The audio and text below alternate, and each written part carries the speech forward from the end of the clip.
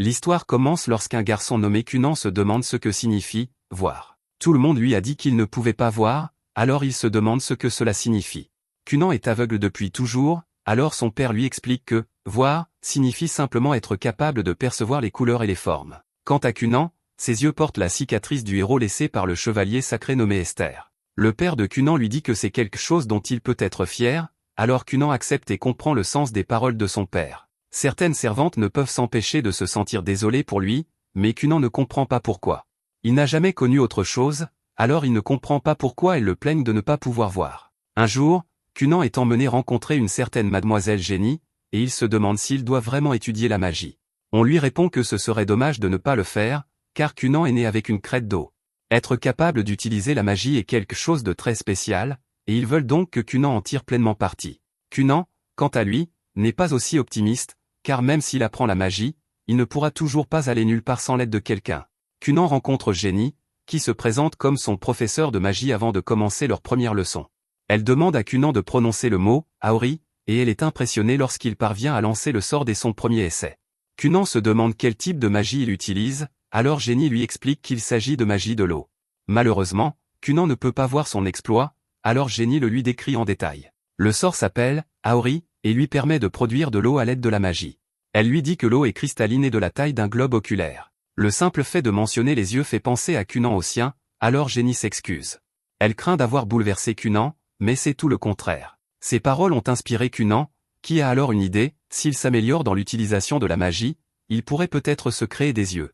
Cunan trouve un nouvel espoir dans cette idée, alors il décide de se fixer comme objectif de vie de se créer des yeux grâce à la magie. Avec cette nouvelle perspective sur la vie, Cunan se rend compte qu'il s'intéresse plus que jamais aux choses qui l'entourent. Même le sandwich qu'il est en train de manger lui semble beaucoup plus intéressant. Il n'y avait jamais prêté attention auparavant, mais maintenant, il ne peut s'empêcher de se demander ce qu'il contient. Grâce à cet espoir d'une vie meilleure, Cunan parvient à voir plus de sens dans chaque chose. Tout l'intrigue désormais, et il veut tout savoir sur le monde qui l'entoure. Cunan se demande ce qu'est cette chose qui ressemble à de l'herbe dans son sandwich, alors sa femme de chambre lui explique que c'est de la laitue. La chose au goût piquant est de la moutarde, et la partie sucrée est une prune. Même la femme de chambre apprécie cela, car le nouvel intérêt de Cunan pour la nourriture rend la cuisine plus amusante. Cunan dit qu'il sent beaucoup de choses différentes, et nous voyons que sa femme de chambre s'est laissée emporter. Elle répète que cuisiner est vraiment très amusant maintenant, c'est pourquoi elle a préparé plusieurs plats pour Cunan. Ensuite, Cunan se rend à un autre cours. Il explique qu'il aimerait entendre l'histoire du chevalier sacré Esther, mais la professeure est choquée.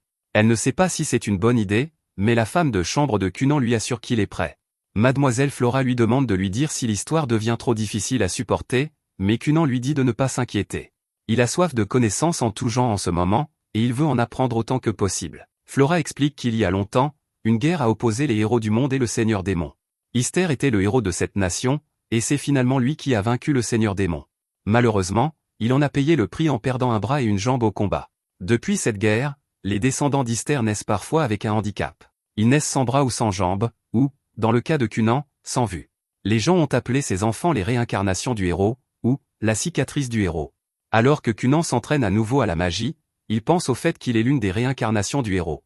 Cependant, il ne laisse pas cela le définir, car il reste lui-même, et la magie qu'il utilise est son propre pouvoir magique. La pratique de Cunan se passe bien, car il est désormais capable de mieux contrôler l'eau. Il parvient à diviser l'une des sphères d'eau, et Ako lui dit qu'il les a divisées en formes parfaitement égales. Cunan gagne en confiance à chaque entraînement, et il se promet une fois de plus de créer un jour de nouveaux yeux grâce à la magie. Cunan refuse de laisser quoi que ce soit l'arrêter, mais utiliser la magie est épuisant.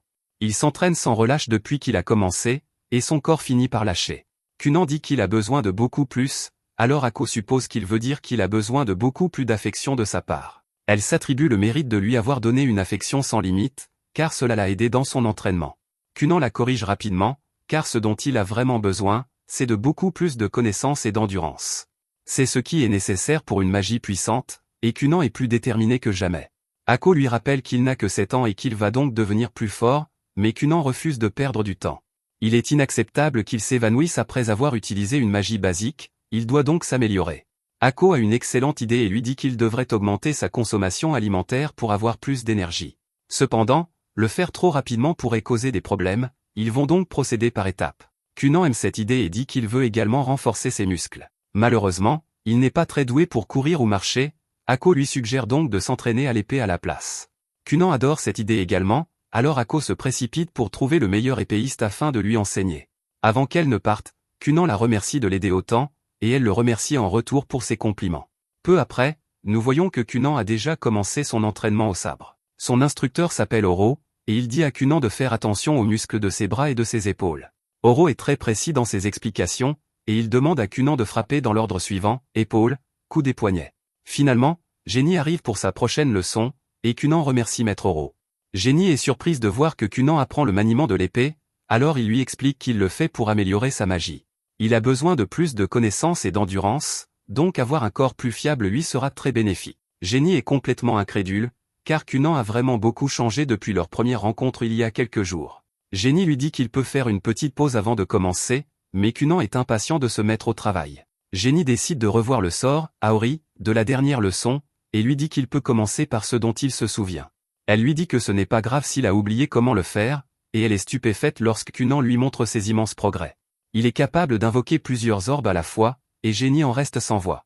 Elle ne lui a enseigné qu'une petite partie du sort, elle n'arrive donc pas à croire que Cunan ait déjà maîtrisé autant de choses tout seul. Ce genre de progrès est terrifiant, mais ce qui est encore plus choquant, c'est que Cunan ne se rend même pas compte à quel point c'est incroyable. Ailleurs, une jeune fille nommée Mirika apprend que sa calèche est prête. Mirika aimerait ne pas avoir à partir, et sa servante se demande si elle déteste vraiment autant l'idée de rendre visite à son fiancé.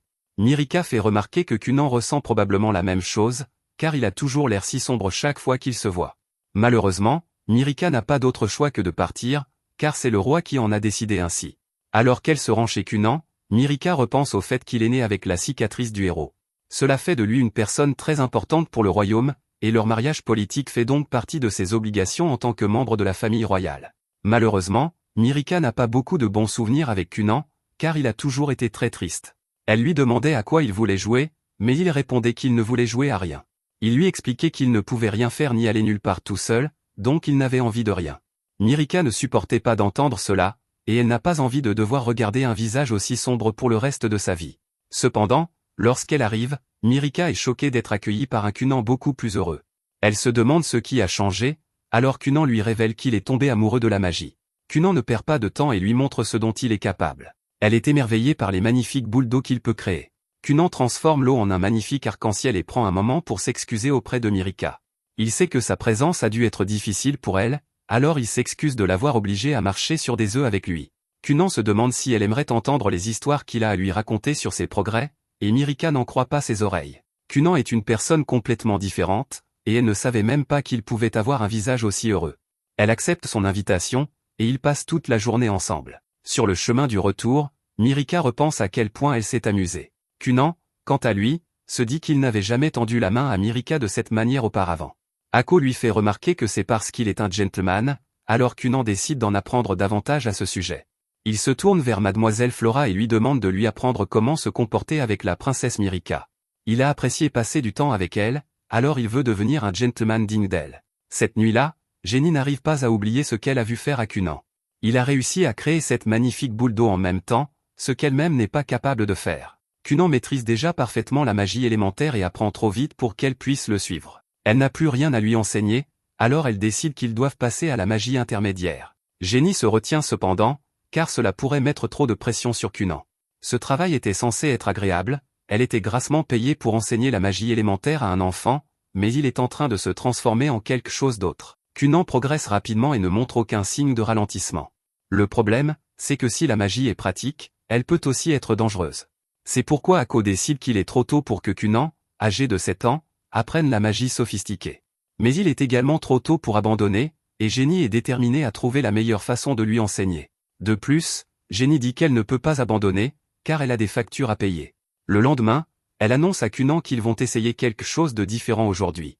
Cunan est prêt à commencer et n'oppose aucune objection à sa demande. Il déclare que sa belle voix et sa suggestion lui donnent envie d'accepter tout ce qu'elle a à dire. Le charme de Cunan est désormais hors du commun grâce à ce que Flora lui a enseigné, et Jenny a du mal à croire qu'il ait encore changé. Jenny commence une nouvelle leçon en expliquant que le sort, Aori, que Cunan utilise sert simplement à créer de l'eau. Cependant, si le sort est décomposé en différents types de magie utilisée, Cunan le comprendra mieux.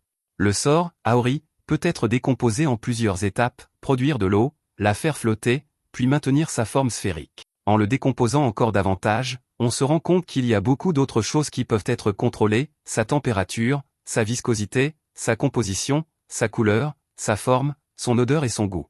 Jenny lui fait une démonstration en formant 2 orbes et en demandant à Cunan de les toucher. Cunan s'exécute et remarque immédiatement que l'un d'eux est froid et l'autre chaud. Jenny explique alors que les modifications magiques ajoutent du caractère à la magie, mais Cunan ne comprend pas ce qu'elle veut dire. Jenny explique que le caractère est ce qui définit et différencie chaque sorcier et ses talents. En modifiant sa magie, un sorcier peut créer des types de magie originaux qui lui sont propres. Cunan comprend maintenant qu'il peut modifier les détails de sa magie et y insuffler ses propres caractéristiques. Cunan utilise à nouveau Aori, mais cette fois-ci, il fait quelque chose de différent. Il demande à Ako de boire l'eau, et elle est étonnée de constater qu'elle a le goût de la prune. Elle est vraiment impressionnée, mais Jenny est terrifiée. Elle est restée éveillée toute la nuit pour mettre au point cette leçon de modification magique, mais Cunan a réussi à la maîtriser en quelques secondes. Cunan dit que cela n'a pas été facile, mais il promet à son professeur qu'il apprendra à faire toutes les modifications dès qu'il le pourra. Cette nuit-là, nous voyons que Cunan a étudié sans relâche et qu'il s'entraîne même dans son lit.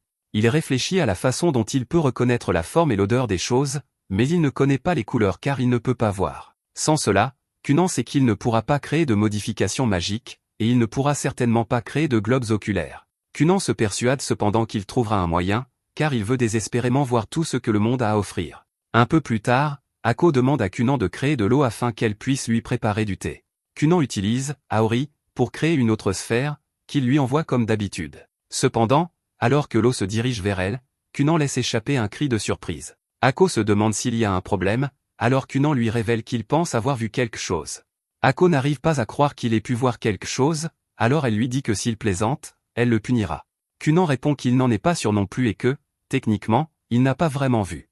Ako lui demande d'arrêter de plaisanter, alors Cunan lui explique exactement ce qui s'est passé. Ses yeux n'ont en réalité rien vu, mais il a l'impression d'avoir vu des couleurs grâce à sa magie. C'était plutôt comme s'il avait senti à quoi ressemblaient les choses, mais il ne peut pas vraiment l'expliquer.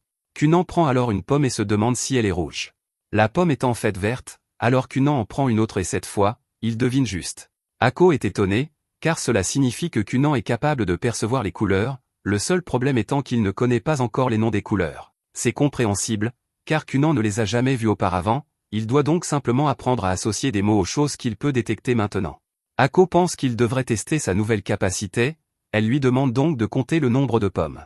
Cunan compte 3 pommes rouges et 2 vertes, Ako est donc une fois de plus émerveillé. Il est vraiment capable de voir les choses grâce à sa magie, c'est comme une sorte de miracle. Plus tard, le père de Cunan est choqué d'apprendre que Cunan est capable de voir les couleurs. Ako explique que cela ne concerne qu'une petite gamme, mais Cunan semble désormais capable de reconnaître les couleurs. Plus un objet est proche, plus il est net, et il peut également reconnaître la couleur lorsqu'il le touche. Cunan peut même utiliser cette capacité sur des livres en suivant l'encre pour reconnaître les couleurs et les images. Il n'a pas encore appris à lire les lettres, mais il a déjà dévoré plusieurs livres d'images et encyclopédies.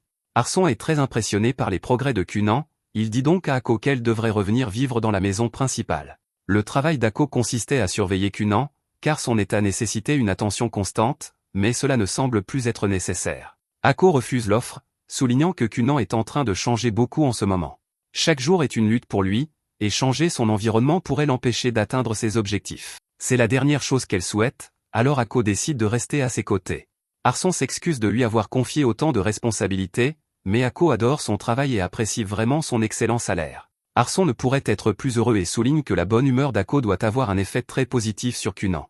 Ako est reconnaissante pour ses mots aimables, mais elle répond qu'au lieu d'un compliment, elle préférerait vraiment une augmentation. Plus tard, Ako est surprise lorsque Cunan souhaite faire d'autres expériences. Cunan explique que Jenny va bientôt arriver et qu'il veut lui faire une surprise. Cunan utilise alors Aori, mais cette fois-ci, il colore l'eau en rouge. Il explique que lorsqu'il agrandit les orbes, il perçoit les couleurs plus intensément. À ce moment-là, la mère de Cunan arrive après avoir entendu dire qu'il pouvait voir les couleurs grâce à la magie. Cunan complimente sa mère comme le gentleman raffiné qu'il apprend à devenir, mais il perd sa concentration. Son sort prend fin et recouvre Cunan et Ako d'eau rouge. Cunan s'adresse à nouveau à sa mère, mais il semble couvert de sang et sa mère est terrifiée. Cunan ne comprend pas pourquoi sa mère vient de crier, alors Ako doit lui expliquer que le rouge est aussi la couleur du sang humain. Arson est furieux contre eux, alors il dit que Cunan est puni et que le salaire d'Ako sera réduit. Le chaos absolu s'ensuit, et nous voyons que Jenny est à proximité. Elle est choquée parce que Cunan continue d'avancer et devient chaque jour plus terrifiant. Jenny se demande jusqu'où il peut aller, et elle pense qu'il pourrait même obtenir la plus haute distinction dans ce monde. Il est extrêmement rare d'obtenir ce titre, mais Jenny croit qu'il peut devenir le sorcier Cerillon. 2 ans plus tard, Cunan a désormais 9 ans. Arson décide qu'il est temps de penser à l'éducation de Cunan et se met à la recherche d'une académie. Plus tard, Arson annonce à Ryota, le frère de Cunan, qu'il envisage d'envoyer Cunan dans une école pour enfants nobles. Ryota s'inquiète cependant, car Cunan n'est jamais sorti du manoir. Arson est convaincu que Cunan aura peur des étrangers dans le monde extérieur, c'est pourquoi il veut que Ryota accompagne son frère. Ryota est cependant très inquiet à cause d'un mauvais souvenir qu'il a. Il y a quelques années, Cunan avait peur de sortir jouer, alors Ryota lui avait assuré qu'il ne lui arriverait rien. Il avait promis de tenir la main de Cunan pour l'aider, mais Cunan avait glissé. Ryota a perdu la main de son frère et il n'a jamais pu se pardonner d'avoir laissé tomber Cunan. Il est cependant impatient de se racheter, alors il promet à son père qu'il protégera Cunan à tout prix. Quant à Cunan, il explique à Akko qu'il étudie l'hydromancie. Pour cela, il faut mettre de l'eau dans un récipient traité avec des pouvoirs surnaturels. Cela permet à l'utilisateur de prédire l'avenir ou de rechercher des objets perdus. Akko se demande s'ils peuvent rechercher la jeunesse et la beauté qu'elle a perdue au fil des ans, mais c'est juste une occasion de plus pour Cunan de faire preuve de charme. Il montre à quel point il a progressé en disant à Akko de ne pas s'inquiéter, car elle est jeune et en pleine fleur de l'âge.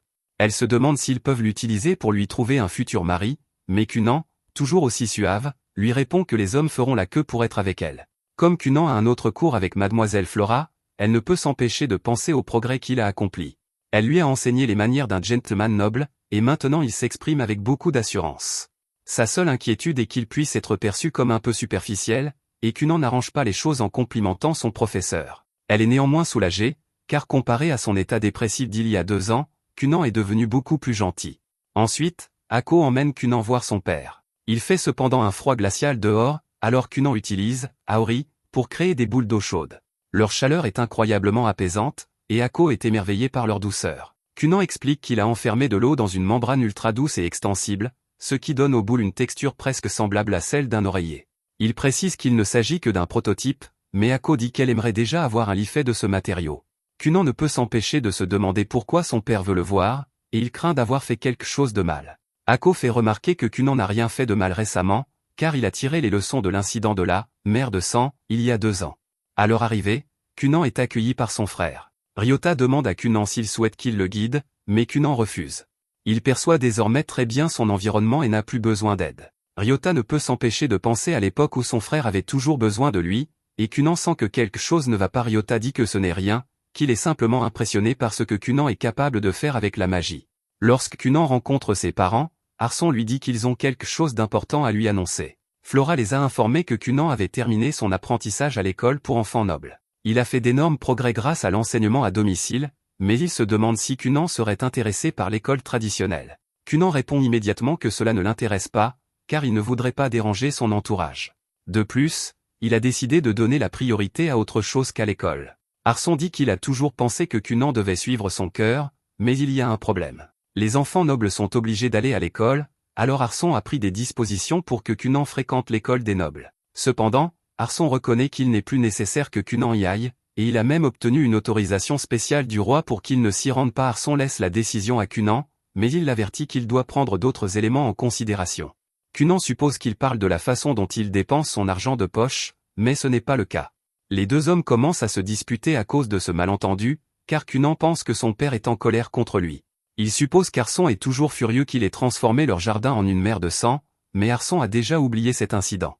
Cependant, le fait qu'on le lui rappelle le contrarie, et il décide de punir Cunan à nouveau. Une fois qu'ils se sont installés, Arson explique que ce à quoi Cunan doit vraiment réfléchir, c'est à l'impact que sa décision aura sur Mirika. Ceux qui ne remplissent pas leurs nobles obligations sont désavantagés dans la haute société. À cause de la décision de Cunan de ne pas aller à l'école, Mirika pourrait être perçue négativement lorsqu'ils se marieront. C'est la dernière chose que souhaite Cunan, il décide donc d'aller à l'école. Arson souligne qu'il ne demande pas à Cunan d'y aller pendant des années, car il doit simplement passer les examens de promotion. Cunan n'a aucune idée de ce dont il s'agit, alors Arson lui explique. Si Cunan réussit les examens, il recevra le certificat officiel de fin d'études. Il y a 5 examens à passer pour obtenir le diplôme, et leur durée dépend de l'étudiant. Certains enfants les passent rapidement et obtiennent leur diplôme quelques jours seulement après leur inscription. D'autres prennent leur temps et étudient avec soin. C'est un énorme soulagement pour Cunan, car cela semble assez facile, et il prévoit d'aller assez vite. Ryota explique que lui et Mirika obtiendront leur diplôme après le prochain examen, donc Cunan le passera avec eux. Kunan est emmené pour se préparer à son voyage, alors Arson dit quelque chose d'important à Ryota. Il y a d'autres membres de la famille royale à l'école, et il craint qu'il n'essaie d'approcher Kunan et Mirika. Ryota dit à son père de ne pas s'inquiéter et lui promet de veiller sur eux. Plus tard, Mirika est ravie d'apprendre que Kunan va aller à l'école. Elle a hâte de passer du temps avec lui là-bas, mais Kunan avoue qu'il ne sait pas à quoi s'attendre. Mirika promet de le guider, mais quelque chose d'autre préoccupe notre héros. Il fait remarquer que si Mirika est avec lui, tous les garçons qui sont amoureux d'elle seront jaloux de lui. Mirika répond que cela ne posera pas de problème, alors Kunan se demande si c'est parce qu'elle n'est pas populaire. Mirika se sent insultée et lui assure que beaucoup de garçons l'apprécient. Kunan n'a pas envie de les affronter, alors il se demande s'il ne devrait pas se procurer une nouvelle canne pour se défendre. Finalement, nous voyons que Kunan est fin prêt pour sa nouvelle aventure. Ako est émerveillé par son allure élégante et lui dit qu'il ressemble à un prince de conte de fées. Kunan entre dans le jeu et répond que sa véritable identité a été révélée. Kunan dit ensuite au revoir à sa famille et utilise Aori pour mettre de l'eau autour des roues de sa calèche. Cela permet d'éviter que la calèche ne rebondisse, et Ryota est impressionné par la douceur du trajet. La magie est vraiment pratique, et Kunan est très heureux de l'avoir découverte. Comme la magie est si polyvalente, Kunan espère pouvoir lui aussi trouver un emploi à l'avenir. Ryota est sûr que Kunan doit être nerveux à l'idée de voyager si loin de chez lui, mais Kunan lui fait remarquer qu'il est devenu un peu plus fort. Kunan révèle qu'il sait à quel point son frère s'est inquiété pour lui. Il sait également que Ryota s'est senti coupable lorsqu'il est tombé ce jour-là. Kunan assure à son frère qu'il va bien maintenant et que beaucoup de choses ont changé. Avant, il souhaitait simplement disparaître, mais maintenant, il est déterminé à survivre quoi qu'il arrive. Ryota est extrêmement soulagé, car Kunan a vraiment beaucoup changé depuis qu'il a appris la magie. Kunan poursuit en disant qu'il a la volonté de vaincre même si le reste du monde périt. Kunan devient assez extrême maintenant, alors Ryota se demande si son frère ne s'emballe pas un peu trop. Mais Kunan n'en a pas fini, car il jure de survivre à tout le monde, à tel point qu'il se sent mal pour l'humanité tout entière. Ryota n'aurait jamais pu imaginer Kunan ainsi, alors il se demande si c'est vraiment son petit frère. Alors que Ryota est stupéfait, Kunan se rend compte qu'ils approchent de l'école. Elle n'est même pas visible d'ici, alors Kunan explique qu'il sent la présence de beaucoup de gens à proximité. Finalement, ils arrivent à l'école et sont accueillis par Mirika. Kunan est toujours aussi charmant, alors il demande à Mirika s'il peut avoir la moitié de sa journée pour lui dire à quel point il est heureux d'entendre sa belle voix dès le matin. Mirika répond à son énergie et lui dit que sa cravate est adorable. Kunan est d'accord, mais il se demande si elle est encore plus adorable qu'elle. Mirika répond que non, et il en est ravi, car si c'était le cas, il l'aurait déchirée.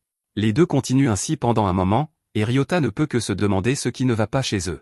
Mirika s'apprête à les conduire à l'intérieur, mais elle se demande s'il y a un problème, car Kunan ne les suit pas. Kunan est devenu complètement silencieux, car il peut entendre les voix de tout le monde dans l'école. Il y a tellement de gens à l'intérieur et leurs voix sont incessantes. C'est la première fois que Kunan se trouve dans un espace public avec d'innombrables personnes, et il est sûr que son ancien moi aurait pris la fuite. Mais Kunan est une personne différente maintenant, alors il entre avec assurance. À proximité, une professeure nommée Caste pense qu'il est presque l'heure d'accueillir son nouvel élève. Il s'agit de Kunan, et elle sait qu'il est le noble avec la cicatrice du héros. Elle a entendu dire qu'il était très timide et se demande si une enseignante novice comme elle sera capable de lui faire visiter les lieux. À ce moment-là, des filles s'extasient devant un nouvel élève. Elles disent qu'il est incroyablement charmant et le comparent à un prince. Elle parle de Kunan, et Caste n'arrive pas à croire que ce soit le même garçon dont elle a entendu dire qu'il était si timide. Caste se présente et explique quel sera le guide de Kunan. Kunan fait preuve de son charme habituel, et Caste ne peut s'empêcher de se demander si ce garçon est réel. À ce moment-là, la cloche de l'école sonne, ce qui signifie que le groupe de Kunan va devoir se séparer. Ils promettent de se retrouver à l'heure du déjeuner, et Ryota demande à Caste de prendre soin de son frère. Le groupe se sépare, et Caste a le sentiment que guider Kunan va lui demander beaucoup de travail. Pendant ce temps, certains élèves font remarquer que Kunan, le héros balafré, est enfin arrivé. Certains d'entre eux ont entendu dire que Kunan avait reçu la bénédiction du roi, car il est le premier héros balafré à être né depuis 100 ans. Cela contrarie leur chef, alors le gamin se ravise et dit que Kunan n'a pas l'air si extraordinaire que ça. Ses enfants sont terrifiés par le garçon nommé Lail et disent que la cicatrice du héros n'est probablement qu'une superstition. La haine de Lail pour Kunan est déjà très claire, et il dit à sa bande qu'il est temps de partir. Ensuite, Caste donne à Kunan un aperçu des examens de promotion. Il sait déjà que s'il réussit les 5 examens, il recevra le certificat de fin d'études, mais ce n'est pas tout. Caste explique que de nombreux élèves obtiennent leur diplôme en 3 à 5 ans. Les examens de promotion servent à évaluer ce qu'un élève a appris au cours des derniers mois ou de la dernière année. Si un élève écoute en classe, cela ne sera pas difficile, mais s'il échoue à l'examen, il ne pourra pas le repasser avant un mois. Kunan comprend maintenant qu'en gros, s'il réussit un examen, Il peut passer au suivant, mais s'il échoue, il ne pourra pas passer le suivant avant un mois. Cast poursuit en expliquant que normalement, après avoir passé un examen, il y a une période de préparation pour le suivant. Cependant, à titre exceptionnel, les examens de Cunan auront lieu dans un délai plus court. Cunan ne comprend pas ce qu'elle entend par « exception », alors elle lui explique qu'elle a reçu l'ordre de ses parents de procéder ainsi. Cunan est contrarié par cette situation, car il explique que son père et le roi sont les meilleurs amis du monde. Il s'agit là d'un cas flagrant de népotisme, et il s'excuse que son père ait fait pression sur l'école pour qu'elle lui accorde une exception. Cependant, cela dépasse les compétences de Cast, qui répond qu'elle fera comme si elle n'avait rien entendu. Cast lui fait passer l'examen, mais Cunan n'a pas fini d'expliquer. Il souligne que son père et le roi sont très proches et qu'ils sont amis depuis la génération précédente. Cast ne veut vraiment pas avoir d'ennui, alors elle supplie simplement Cunan de commencer l'examen. Après coup, Cast dit qu'elle ne s'attendait pas à ce que Cunan continue à bavarder pendant toute la durée de l'examen. Elle est en train de corriger sa copie et elle est stupéfaite de constater qu'il a tout bon. Il était vraiment distrait à cause de toutes ces discussions, elle ne comprend donc pas comment il a pu obtenir un si bon résultat. Ailleurs, Cunan retrouve Mirika pour déjeuner. À ce moment-là, il tombe sur Lyle, et Mirika est clairement gênée. Une foule commence à se rassembler autour d'eux, et Cunan se demande ce qui se passe. Il sent la tension monter et se demande qui est cet homme devant eux. La foule grossit encore, et Ryota arrive et constate qu'il se passe quelque chose. Il s'avère que Lyle est le prince, et il se demande si ce « morveux » devant lui a vraiment reçu la bénédiction de son père. Lyle est également le frère de Mirika, qui le supplie d'arrêter, mais il lui dit de ne pas s'en mêler. Cunan, quant à lui, est contrarié car il passait un bon moment avec Mirika. Peu lui importe qui est cette personne, car si elle contrarie Mirika et se met en travers de leur chemin, alors c'est son ennemi. Cunan se prépare à gérer la situation, mais Ryota arrive avant que les choses ne dégénèrent. Il se demande ce qui se passe, mais là il est furieux. Il traite Ryota d'irrespectueux, car il ne lui a jamais donné la permission de parler. La bande de Lyle commence à s'en prendre à Ryota, qui n'arrive pas à croire que la royauté s'en prenne déjà à Cunan dès le premier jour. À ce moment-là, Cunan prononce doucement le mot « Aori ». Cela lui permet de contrôler toute l'eau dans les environs sans que personne ne s'en aperçoive. Il utilise alors son immense et impressionnant pouvoir pour verser cette eau sur le pantalon de Lyle. Ryota se rend vite compte qu'il est inutile de raisonner Lyle, mais ce n'est pas grave, car Cunan s'en est occupé. Cunan dit qu'il semble que Lyle se soit mouillé, et Lyle est choqué de constater que son pantalon est tout mouillé. Lyle essaie de nier, mais il est trop tard, le mal est déjà fait. Tout le monde pense qu'il vient de se salir, mais les amis de Cunan savent que c'est lui le responsable. Personne d'autre ne le sait cependant, et Lyle s'enfuit, complètement embarrassé. Cunan est satisfait d'avoir éliminé cette nuisance, et déclare qu'il est temps de se régaler. Ryota n'est cependant pas aussi content de la situation, car il est sûr que Cunan est derrière cette attaque. Cunan ignore simplement ce fait et dit qu'il a envie d'un hamburger. Pendant qu'il mange, Mirika explique que Lyle est son frère. Cunan est horrifié d'entendre cela, car il ne peut même pas imaginer un grand frère qui n'aime pas ses frères et sœurs. Malheureusement, ses amis lui expliquent que cela existe, alors Cunan dit qu'il est heureux que Ryota soit son grand frère. Ryota partage ce sentiment et ne peut s'empêcher de penser à quel point Cunan a changé. Il était toujours très timide, mais maintenant, il s'affirme face au prince.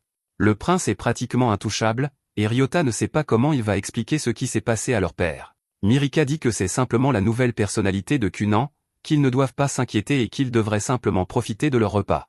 Cunan n'y pense plus et veut juste parler de la saveur de ce hamburger. Ryota ne peut toutefois s'empêcher d'espérer qu'ils pourront obtenir leur diplôme sans autre problème. Malheureusement pour lui, cela ne sera probablement pas le cas, car nous voyons que Lyle est furieux de ce qui vient de se passer.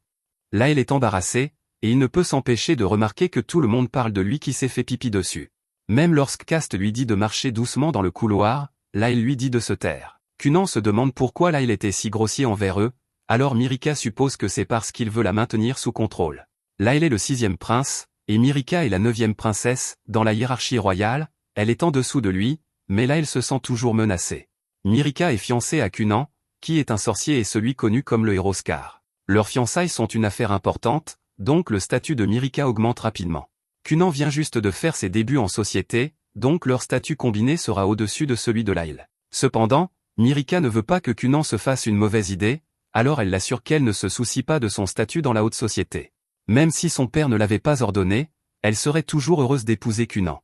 Cunan allume à nouveau son charme en disant qu'il ressent la même chose.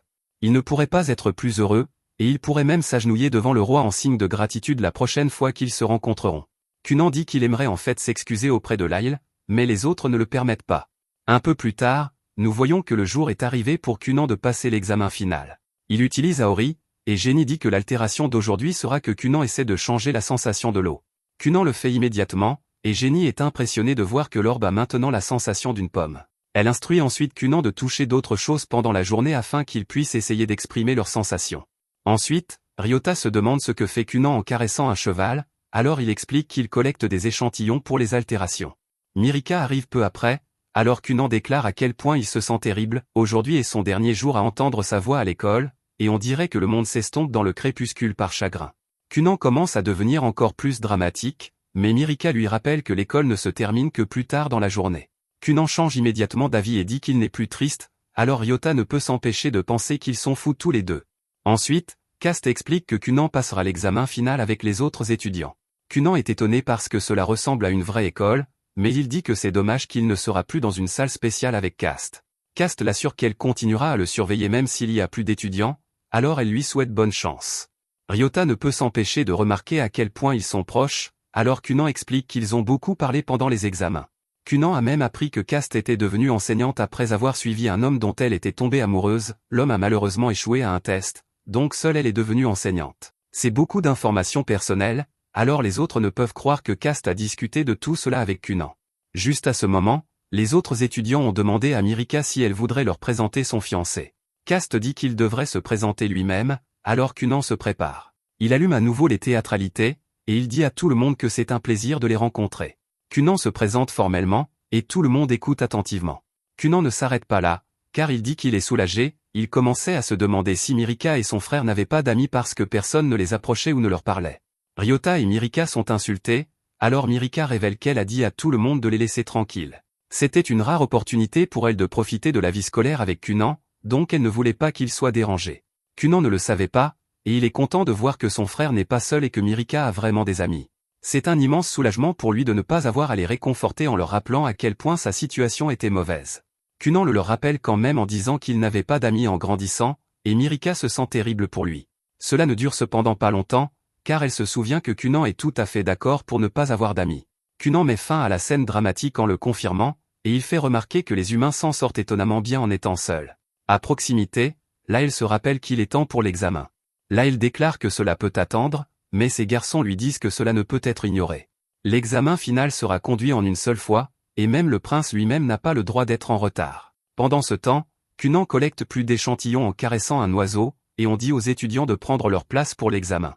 Mirika veut que Cunan s'assoie près d'elle, mais tout le monde est horrifié lorsque Laël en colère apparaît. Tout le monde est sur le qui-vive en se demandant ce qu'il va faire, et Laël pense à quel point il les déteste tous. Ils ne disent jamais rien en face, et ils parlent toujours dans son dos. C'est même vrai pour tout le monde au château, parce que les servantes parlent toujours de comment il cause des problèmes à l'école. Sa rage monte à mesure qu'il y pense, mais il est choqué lorsque Cunan se présente poliment. Toute la salle est incrédule après avoir vu avec quelle désinvolture Cunan vient de s'approcher de Laël, et ils craignent que Cunan ne perde la vie. Cunan garde cependant son attitude joyeuse, car il dit qu'il est heureux d'avoir la chance de dire bonjour. Laël devient encore plus contrarié, mais Cunan lui rappelle qu'ils seront de futurs beaux-frères, alors ils devraient essayer de s'entendre. Malheureusement, cela ne fonctionne pas, car Laël fait remarquer qu'il n'a jamais donné à Cunan la permission de parler ou de lui tenir la main. Cunan peut dire par la main forcée de Laël à quel point il est sérieux, et il est impressionné. Cunan le complimente en disant qu'il est sûr que Laël est un grand leader, et il souhaite qu'il ait des yeux pour pouvoir le voir. Laël est cependant troublé, et il ne peut que demander à Mirika ce qui ne va pas chez lui.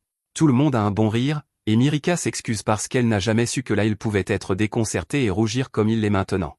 Après que tout le monde a passé l'examen, Cast dit qu'elle annoncera les noms des étudiants qui ont réussi. Tout le monde regarde attentivement pour voir si elle écrit leur nom au tableau, mais cette dame dessine juste une fleur géante. C'est parce que tout le monde a réussi, alors toute la classe célèbre. Ils se félicitent tous mutuellement, et Mirika est ravie d'obtenir son diplôme avec Cunan. Cunan rentre chez lui peu après, et il remercie tout le monde d'avoir rendu son expérience très amusante. Cast est vraiment fier de lui parce que, bien qu'il soit un peu excentrique, il est aussi un étudiant très brillant. Laël le regarde partir, et nous voyons qu'il est de bien meilleure humeur. Il dit à son gang qu'il est temps de partir, et ils promettent tous de suivre le prince où qu'il aille. Un peu plus tard, Génie aide à nouveau Cunan à s'entraîner. Elle crie différentes altérations pour le sort Aori, et Cunan les fait immédiatement. Génie crie au tourbillon, alors Cunan fait tournoyer l'orbe d'eau comme un tourbillon. Génie lui ordonne ensuite de l'arrêter brusquement et de le diviser en 10, et Cunan le fait aussi. Génie ne peut croire qu'il soit capable de tous les faire, alors elle augmente la difficulté. Elle lui fait changer leur couleur, et il les change en la couleur exacte qu'elle annonce. Enfin, elle lui fait changer leur texture, et il le fait aussi. Jenny est contente de voir qu'il a si bien réussi, mais Cunan n'a pas fini. Il dit qu'il peut en faire plus, et il choque Jenny en transformant la lance en forme d'oiseau. Ce n'est pas juste une forme non plus, car l'oiseau peut même s'envoler. Le monde entier de Jenny commence à s'écrouler parce que Cunan a progressé bien au-delà de ses attentes. Il fait des choses qu'elle ne pouvait même pas imaginer, alors elle dit que tout est fini pour elle. Ensuite, Jenny doit parler avec Cunan. Cunan suppose que cela a quelque chose à voir avec le dîner pour célébrer son diplôme, mais ce n'est pas ça. Jenny révèle qu'elle doit lui dire la vérité, mais d'abord, elle veut s'assurer qu'il est mentalement préparé.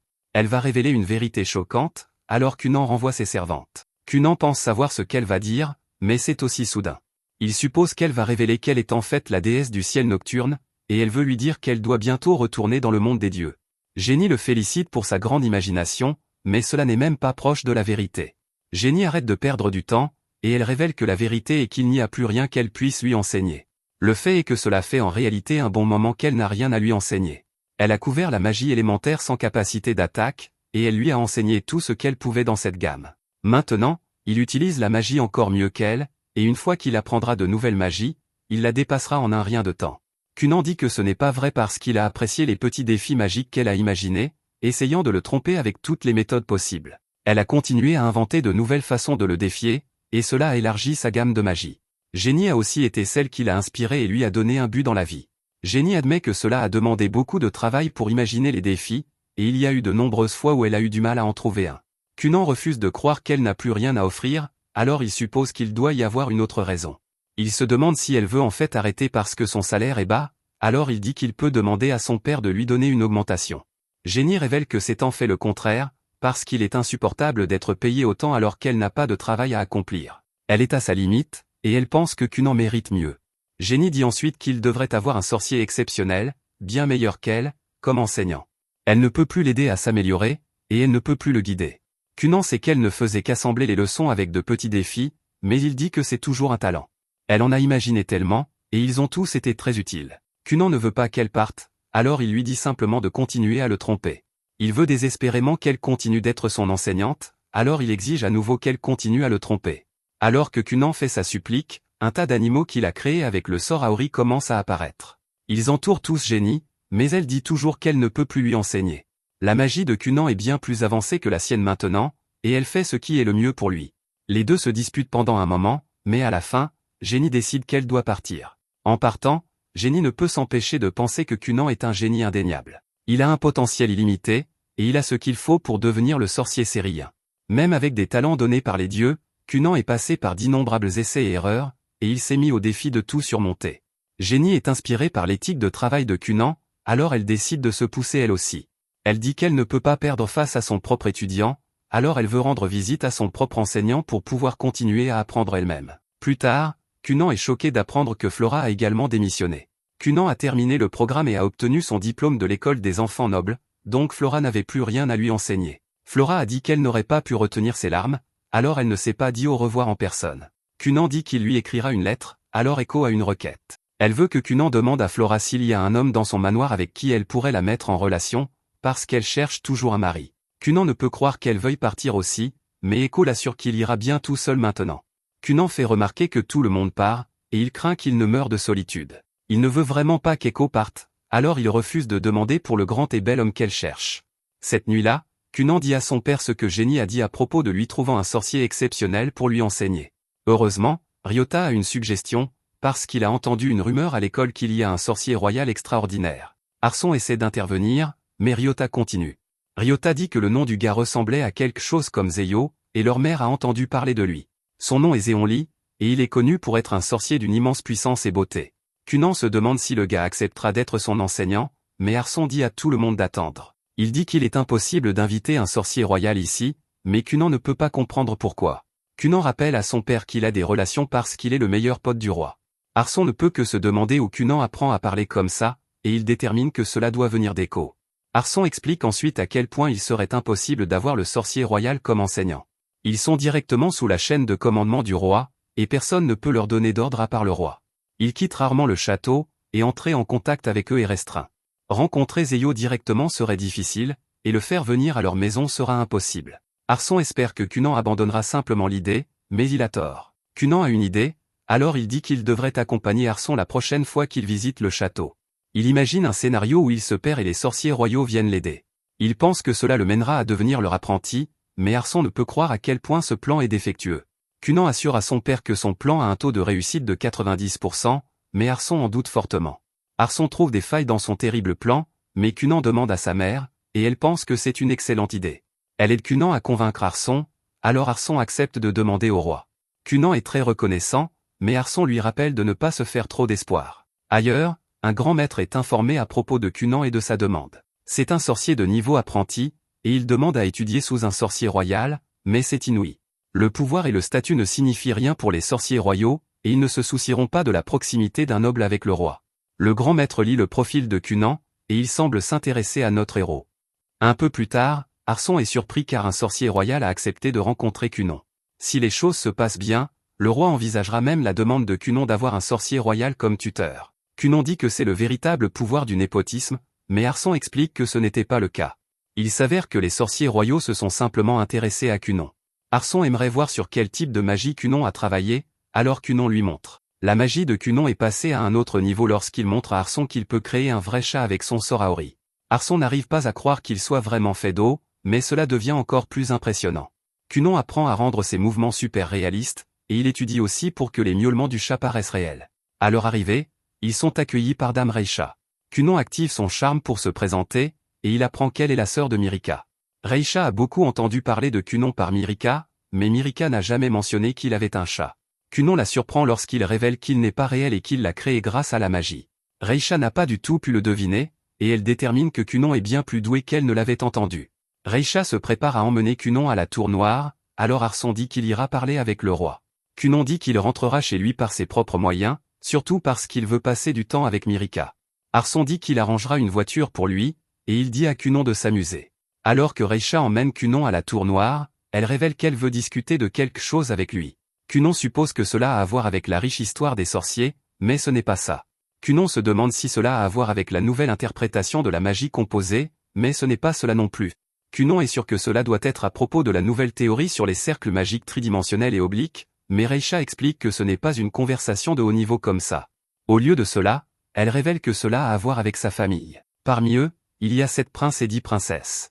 Dans la plupart des pays, le trône revient au premier prince, mais à Ulia, il penche vers la méritocratie, donc selon les réalisations, l'ordre de naissance peut être renversé. Reisha n'est cependant rien comme ses frères et sœurs, car elle a renoncé à son droit au trône pour pouvoir être sorcière. Juste à ce moment, Cunan est surpris alors qu'il sent plusieurs pouvoirs magiques incroyables provenant de la Tour Noire. C'est presque terrifiant, alors Cunan ne peut que se demander quel genre de sorcier s'y trouve. Reisha continue en disant que Mirika craint que Cunan ne soit entraîné dans la question de la succession royale. Juste à ce moment, Reisha est choquée lorsqu'elle voit Cunan glisser partout.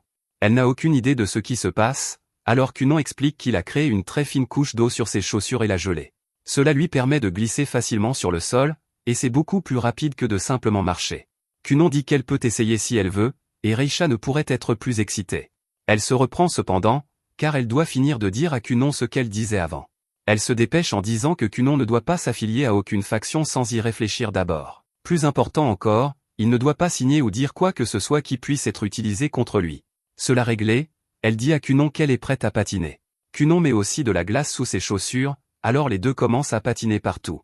Les gardes craignent que ce soit trop dangereux, alors ils essaient de l'arrêter, mais ils sont trop rapides pour être rattrapés.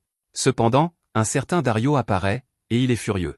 Cunan fait remarquer qu'un homme en colère crie pour qu'il s'arrête, mais Reisha s'en fiche. Elle dit juste qu'ils doivent aller plus vite, mais Dario finit par les rattraper. À proximité, Arçon se demande quelle est toute cette agitation autour du château. Un majordome explique qu'un enfant sorcier faisait des bêtises et qu'il a été attrapé par un chevalier. Plus tard, Cunan rencontre le grand maître des sorciers royaux nommé Mandi. Cunan se présente, mais il est très mal à l'aise. Il pensait que la magie de Reisha était impressionnante, mais ce Mandi est à un tout autre niveau. Mandi a entendu que Cunan a un emblème d'eau, alors Cunan explique qu'il est sur son épaule gauche. Mandi y jette un coup d'œil et remarque que c'est un emblème à 2 étoiles. Cunan n'a aucune idée de ce que cela signifie, alors Mandi explique qu'il y a 7 types d'emblèmes portés par les sorciers. Ce sont le feu, l'eau, la terre, le vent, la lumière, les ténèbres et la volaille. Chaque emblème a 5 rangs, et les rangs sont indiqués par des étoiles. L'emblème de Cunan n'a que 2 étoiles, ce qui signifie qu'il est le deuxième depuis le bas. 2 étoiles sont les plus courantes, et Reisha dit qu'elle a un emblème du vent à 2 étoiles. Kunon peut dire que Mandy est différent parce que la densité de son pouvoir magique est complètement différente de la leur. Mandy est impressionné que Kunon puisse le dire, mais Kunon n'a pas fini. Il dit que si son emblème à 2 étoiles est du fromage ordinaire, alors l'emblème de Mandy est plutôt comme du fromage bleu premium. Kunon l'appelle grand maître fromage bleu, et il suppose que l'emblème de Mandy est à 3 étoiles. Mandy révèle qu'il est en fait à 4 étoiles, mais il est surpris lorsque Kunon ne semble pas impressionné. Kunon explique que c'est la première fois qu'il entend parler des emblèmes, donc leur ampleur ne lui est pas encore rentrée dans la tête. Kunon se demande si les différents rangs influencent la magie que quelqu'un peut produire. Malheureusement, leur catégorisation n'est pas aussi claire, et la seule distinction claire qu'ils connaissent est la quantité totale de puissance magique. Le grand maître dit que ce n'est pas important pour le moment parce que ce qui compte, c'est ce que Kunon apprendra à l'avenir et son dévouement. Mandy dit qu'il est temps que le plaisir commence, alors ils vont dehors pour un test. Reisha a déjà vu ce qu'il peut faire, alors elle assure à Mandy que Kunon est très doué. Les autres sorciers reconnaissent Kunon comme la cicatrice du héros, et ils sont intéressés de voir quel genre de magie il peut utiliser. Kunon se prépare pour ce que ce test pourrait être, et il se demande si réussir le test signifiera qu'il obtient un sorcier royal comme professeur. Il est impatient de commencer, alors Mandy appelle quelqu'un nommé Victo. Victo utilise le sort Aori, et il crée plusieurs orbes d'eau. Kunon est émerveillé, et Mandy lui demande s'il peut conquérir le sort de Victo avec un sort à lui. Kunon n'a jamais entendu parler de conquérir la magie de quelqu'un d'autre, et il repense à ses leçons avec Jenny. C'était quand elle lui a montré pour la première fois le sort Aori et expliqué que c'était une magie pour produire et manipuler l'eau. Mais surtout, elle lui a dit que cela lui permettrait de contrôler l'eau qui était déjà là. Kunon réfléchit maintenant à la façon dont il a contrôlé l'eau de nombreuses fois auparavant, mais manipuler l'eau créée par un autre sorcier est quelque chose dont il n'a jamais entendu parler. C'est quelque chose que ni lui ni Jenny ne pouvaient même imaginer, mais il est toujours impatient de voir s'il peut le faire. Kunon utilise Aori, et Victo est stupéfait lorsque les orbes commencent à bouger. Victo reprend le contrôle, et Kunon est pris au dépourvu car il n'a jamais connu d'eau qui résiste à son contrôle. Tout le monde regarde alors attentivement alors que les 2 sorciers se battent pour le contrôle des orbes. C'est une grande lutte pour notre héros, mais il ordonne à l'eau de venir à lui et les orbes commencent à se séparer. Il semble que Kunon soit sur le point de gagner, mais Mandy déclare à haute voix que cela suffit. Notre héros est complètement épuisé par le duel, alors il s'effondre au sol. Il n'a pu tirer que 2 des orbes, alors il est impressionné de voir à quoi ressemble vraiment un sorcier royal. Il est surpris, cependant, lorsque Mandy dit qu'il a fait du bon travail. Victo ne pensait pas que Kunon aurait la moindre chance, mais il est maintenant totalement convaincu. Il voit le potentiel de Kunon, alors il dit qu'il aimerait l'enseigner. Tous les autres sorciers royaux commencent à se disputer, alors Mandy est étonné de voir qu'ils veulent tous avoir Kunon comme disciple. Kunon se demande si cela signifie qu'il a réussi le test, mais Mandy dit qu'il y a plus à faire. Le reste du test est cependant un peu différent, car Mandy utilise l'eau de Kunon comme un trampoline. Mandy ne peut que se demander comment cette eau fonctionne, alors Kunon explique que c'est son Aori super doux. Il a enfermé de l'eau dans une membrane super douce et super extensible, donc cela la rend vraiment rebondissante. Les autres supposent que cela ferait un excellent lit, et cela pourrait même absorber le choc d'une chute. Mandy ne s'est pas autant amusé pendant un test depuis très longtemps, mais Kunon n'a pas fini. Il dit que s'il augmente l'élasticité, Mandy pourra sauter si haut qu'il pourra facilement atteindre le 2e étage du château. Tous les sorciers aimeraient voir cela, mais Mandy dit que cela suffit. Si Kunon leur montrait encore de la magie, ils continueraient à en demander plus et ils ne pourraient pas rentrer chez lui. Juste à ce moment, Reisha fait remarquer que Kunon peut créer des animaux avec son eau. Elle l'a vu créer un chat plus tôt, alors elle se demande s'il peut même créer des humains. Kunon révèle de manière choquante qu'il le peut, alors il crée un clone d'Echo.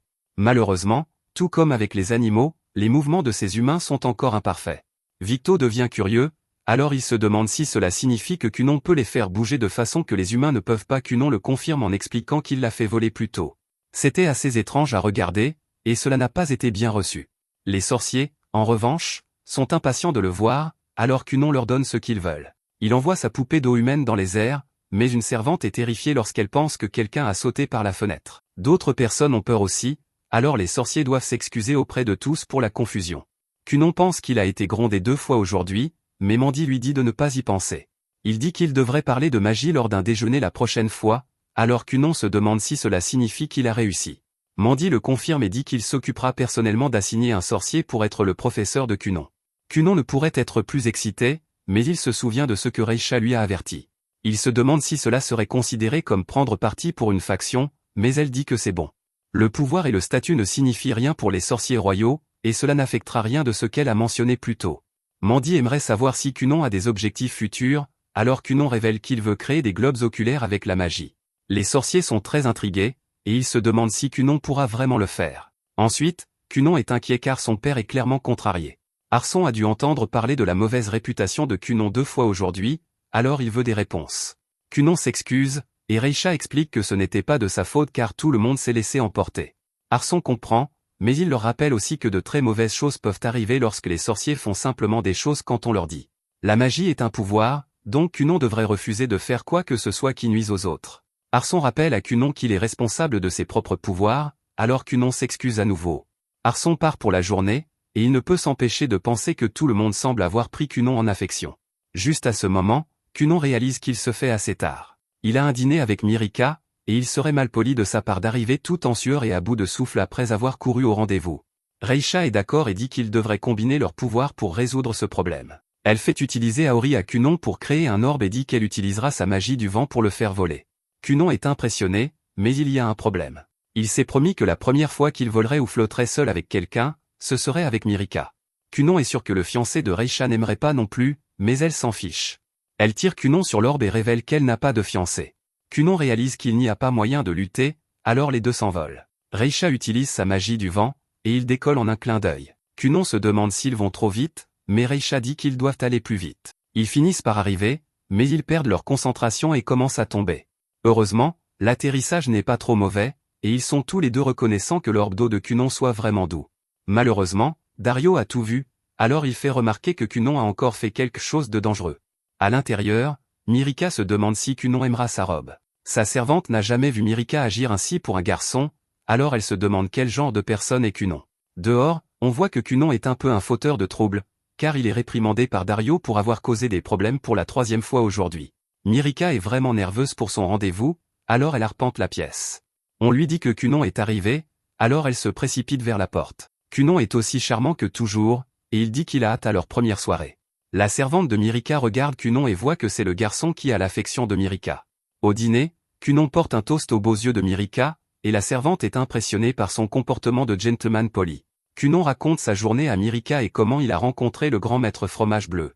Il a aussi réussi le test d'évaluation et attend maintenant de savoir qui sera son professeur. Cunon couvre Mirika de compliments exquis, et son charme est à son maximum. Il fait ensuite un commentaire sur la nourriture, et la servante se demande s'il utilise une métaphore. Elle craint que Cunon ne dépasse certaines limites, mais elle peut voir que Mirika a l'air vraiment heureuse.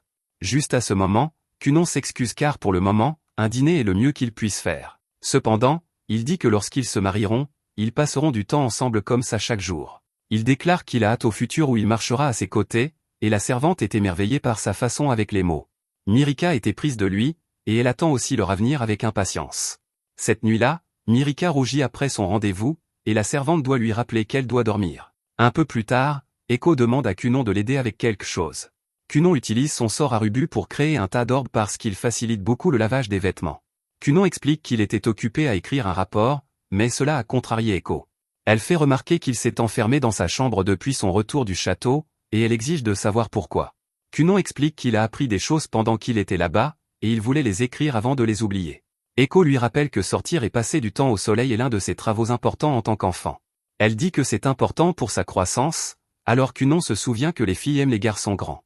Echo est d'accord, mais elle assure à Cunon qu'elle aimerait qu'il soit grand ou petit. Cunon dit presque qu'il ressent la même chose pour elle, mais il s'arrête parce que ce serait impoli envers Mirika.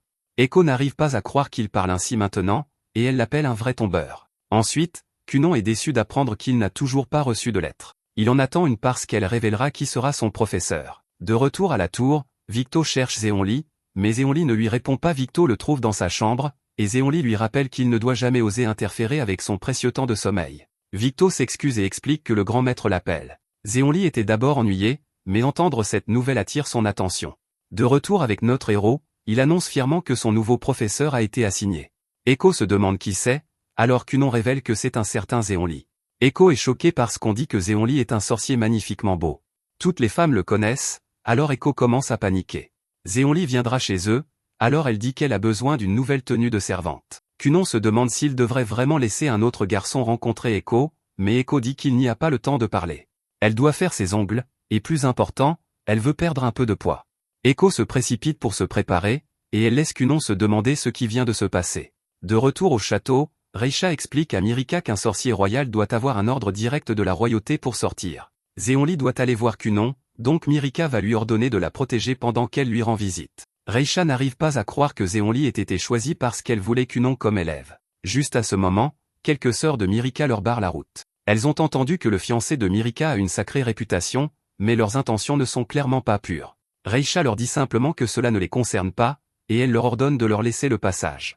De retour avec Cunon, il se demande à quoi ressemblera son professeur. Mirika arrive peu après, et il est pris au dépourvu.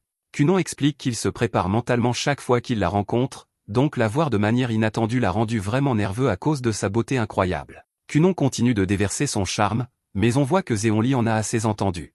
Il sort de la voiture, et Cunon se tait immédiatement. Il peut sentir la présence incroyable de Zéonli, et les tensions commencent à monter. C'est cependant interrompu par Echo, qui glousse de nervosité. Cunon continue d'observer le sorcier et note à quel point son pouvoir magique est incroyablement dense. Son aspect collant est aussi difficile à décrire, et Cunon le compare à du miel. Il n'a jamais rien senti de tel auparavant, et c'est un type de pouvoir magique complètement différent de celui du grand maître fromage bleu. Cunon pense que ce type est plus compétent en magie que tous les sorciers royaux qu'il a rencontrés au château. Cunon le respecte vraiment en tant que sorcier, alors il se présente formellement. Il dit qu'il aimerait l'appeler professeur Miel, mais Zéonli lui dit d'aller se faire voir. Zéonli lui ordonne de l'appeler maître Zéonli, et il explique qu'il déteste les gamins. Zéonli révèle qu'il n'a pas accepté le poste de professeur de magie de Cunon, et il ne veut même pas être là maintenant. Le grand maître lui a simplement dit qu'il y avait un gamin intéressant qu'il devrait rencontrer, c'est pourquoi il est là. Dario est aussi là, et il dit que son travail est de protéger Mirika et Zéonli. Cunon se demande si Zéonli est exactement comme Echo l'imaginait, et elle dit que oui. Cunon explique qu'il ne comprend pas vraiment ce qu'est cool, mais d'après ce qu'il a entendu, il dit que Zéonli doit être incroyable. Zéonli devient furieux car il suppose que Cunon se moque de lui, mais Cunon l'assure que ce n'est pas le cas. Zéonli ne sait pas quoi penser de ce gamin, alors il détermine simplement qu'il est un peu étrange. Cunon suppose que Mirika est venue uniquement pour amener Zéonli à le rencontrer, mais elle l'assure qu'elle voulait aussi lui rendre visite. Le charmant Cunon ne laisse pas cela passer inaperçu, et il lui dit qu'il ressent la même chose. Zéonli en a assez de les entendre parler ainsi, et il lui rappelle qu'il est toujours là. Il veut que Cunon ait une conversation amusante sur la magie avec lui, alors Cunon accepte volontiers. Dario voit l'expression de Zéonli, cependant, et il peut dire que Zéonli veut simplement embêter Cunon. Zéonli commence par demander ce que Cunon sait des sorts composés. Cunon explique que les sorts sont libérés à partir d'un cercle magique dessiné avec du pouvoir magique. Les sorts composés sont créés en divisant et réarrangeant les cercles magiques. Zéonli lui demande combien de sections il peut gérer, alors Cunon révèle qu'il peut en faire 31. Zéonli ne s'attendait pas du tout à cette réponse, et Cunon dit qu'il peut aller jusqu'à 32, mais parfois cela échoue. Zéonli dit que ce n'est pas mal, et lui peut aller jusqu'à 50. Cunon est stupéfait, mais Zéonli veut juste entendre comment Cunon a dépassé l'obstacle des 20 sections. C'est notoirement difficile, alors Cunon révèle qu'il a superposé des emblèmes. Zéonli est impressionné d'apprendre que Cunon en est arrivé là tout seul, et Cunon explique qu'il a utilisé un tas de petites astuces. Zéonli ne s'attendait à rien de tout cela, mais maintenant tout a du sens. Les autres sorciers royaux voulaient vraiment être le professeur de Cunon, et maintenant Zéonli sait pourquoi. Ils étaient vraiment contrariés parce qu'un excellent étudiant comme Cunon ne se présente pas souvent. Zéonli réalise maintenant qu'ils étaient vraiment intéressés par Cunon parce qu'il est un talent exceptionnel. Zéonli en a fini avec les questions, alors il dit à Cunon de lui montrer ce qu'il peut faire. Cunon veut que Zéonli lui montre d'abord comment faire 50 sections, mais Zéonli refuse. Il dit que ce serait inutile de l'enseigner à quelqu'un qui ne peut pas le faire, et il ne va pas perdre son temps. Il dit à Cunon de prouver ce qu'il peut faire et de demander une instruction loyalement en étant un bon chouchou de professeur. Mirika est sûre que Cunon n'accepterait jamais cela, mais elle a tort. Cunon veut vraiment apprendre du meilleur sorcier royal, alors il demande à Zéonli de lui enseigner. Il débite des compliments encore et encore parce qu'il veut vraiment apprendre à faire 50 sections. Zéonli en a assez entendu, et il dit à Cunon de ne pas l'appeler maître Zéonli car il ne l'a pas encore reconnu. Il accepte cependant de montrer à Cunon à quel point il est génial. Zéonli révèle qu'il a l'emblème de la Terre à 3 étoiles, et il utilise son pouvoir pour invoquer un mur. Il ordonne à Cunon d'essayer de le détruire avec la magie, sinon, il l'abandonnera comme élève. Avant qu'il essaie, cependant, Zéonli dit qu'il aimerait voir le lido dont il a tant entendu parler. Cunon le crée, alors Zéonli annonce qu'il observera en se reposant et dit à Cunon de faire de son mieux. Dès que Zéonli touche le lit, il est submergé par un confort extrême. C'est comme un oreiller de plumes, et il s'endort immédiatement dès qu'il s'allonge dessus. Cunon touche le mur, et il remarque qu'il est vraiment dur, mais aussi lisse. Ce qui ressort le plus, cependant, c'est que sa densité de pouvoir magique est incroyable. À ce moment, Cunon pense aux bases que Génie lui a enseignées. La magie est un emblème, et un emblème signifie un cercle magique. Le lanceur crée divers sorts en réarrangeant différents cercles magiques, et ces cercles magiques deviennent la base de chaque sort. La magie composée fait référence au nombre de fois où le cercle magique de base a été divisé et reconstruit, et c'est l'essence de la magie. Ce nombre montre le niveau de magie et les altérations. Quant à ce mur, Cunon détermine que c'est un cristal de magie composé avec plus de 40 sections. C'est vraiment incroyable, et il ne peut que se demander comment quelqu'un peut augmenter autant les sections. Juste à ce moment, Mirika est choquée lorsque Cunon dit qu'il devrait parler. Cunon veut attendre que son professeur se réveille, mais Mirika se demande si c'est une bonne idée. Elle rappelle à Cunon qu'il échouera s'il ne peut pas briser le mur, mais Cunon révèle qu'il peut le détruire quand il veut. Un peu plus tard, Zéonli se réveille et on lui dit qu'il a dormi pendant 2 heures. Il voit que Cunon se détend et suppose qu'il a simplement abandonné l'idée de détruire le mur. Cunon est aussi confiant que jamais, alors il demande à Zéonli s'il est prêt à le voir le briser. Zéonli lui dit d'y aller, alors Cunon utilise son sort Arubu. Cela fait former de minuscules orbes d'eau sur le mur, et Echo réalise que c'est le même sort que Cunon a utilisé pour la lessive. Cunon explique que ce mur est fait de terre, qui devient extrêmement fragile lorsqu'elle absorbe de l'eau au-delà de sa capacité. Zéonli est très impressionné, mais il se demande pourquoi Cunon a utilisé le sort Arubu alors que sa spécialité est le sort Aori. La réponse de Cunon est simple, car il dit qu'il l'a fait uniquement parce que c'était plus facile. Zéonli est encore une fois émerveillé parce que, plutôt que d'utiliser la force, Cunon a vu le mur comme de la terre et a choisi de simplement le laver. Zéonli explique qu'il y a des sorts qui sont compatibles avec certaines situations et sujets, et le travail d'un sorcier est de le discerner. Cunon prend cela comme un compliment, et il se demande si cela signifie que Zéonli lui enseignera. Zéonli lui rappelle que ce sera lui qui prendra cette décision, et il confirme que Cunon sera son élève à partir d'aujourd'hui. Il dit à Cunon qu'il est l'enfant le plus chanceux du monde, et Cunon est d'accord avec lui. Il dit qu'il a non seulement trouvé son professeur aujourd'hui, mais il avait aussi Mirika à ses côtés. Zéonli est encore une fois agacé, et il rappelle à Cunon que son professeur est plus important que même sa fiancée. Maintenant que Cunon est son élève, il y a beaucoup à faire pour Cunon. Zéonli a 1 million de choses à lui enseigner, et il l'aidera même dans ses expériences. Zéonli ne peut que se demander ce que Mirika fera, et elle est prise au dépourvu. Il explique que Cunon s'améliorera énormément et s'élèvera dans le monde, donc les femmes se rassembleront autour de lui pour se battre pour lui. Mirika ne peut pas le nier parce que Cunon a déjà beaucoup grandi pour devenir l'élève d'un sorcier royal. Il s'élève rapidement, et elle n'est toujours qu'une princesse de bas statut. Mirika est vraiment déprimée, et elle sait que si elle ne fait rien, il n'y aura pas d'avenir où elle sera avec Cunon. Mirika commence à trembler de nervosité, alors Cunon dit à Zéonli de ne pas être méchant avec elle. Cunon peut dire que Zéonli aime être méchant avec les filles, et il est du genre à le réaliser trop tard. Cunon renverse vraiment la situation en disant qu'il est du genre à être méchant avec une fille qu'il aime pour la voir lui être volée sous le nez. Cunon le touche vraiment là où ça fait mal, alors Zéonli dit que ça suffit. Cunon se demande s'il a dit quelque chose de mal à professeur Miel, mais Zéonli lui dit simplement de ne pas l'appeler ainsi. Cette nuit-là, Mirika pense que Zéonli avait raison, alors elle est déterminée à faire quelque chose. Quelque temps plus tard, l'entraînement de Cunon est sur le point de commencer, alors il dit qu'il accueille favorablement tout type d'entraînement difficile. Zéonli lui dit de se préparer, mais il est choqué lorsque Cunon commence à essayer de deviner ce qu'ils vont faire. Cunon se demande s'ils vont commencer par des cercles en 3 dimensions ou des cercles magiques obliques. Si c'était à Cunon de décider, il dit qu'il commencerait par lui apprendre le sort composé à 50 sections. Malheureusement, Zéonli commence l'entraînement en faisant faire à Cunon des copies propres de tous les documents qu'il a.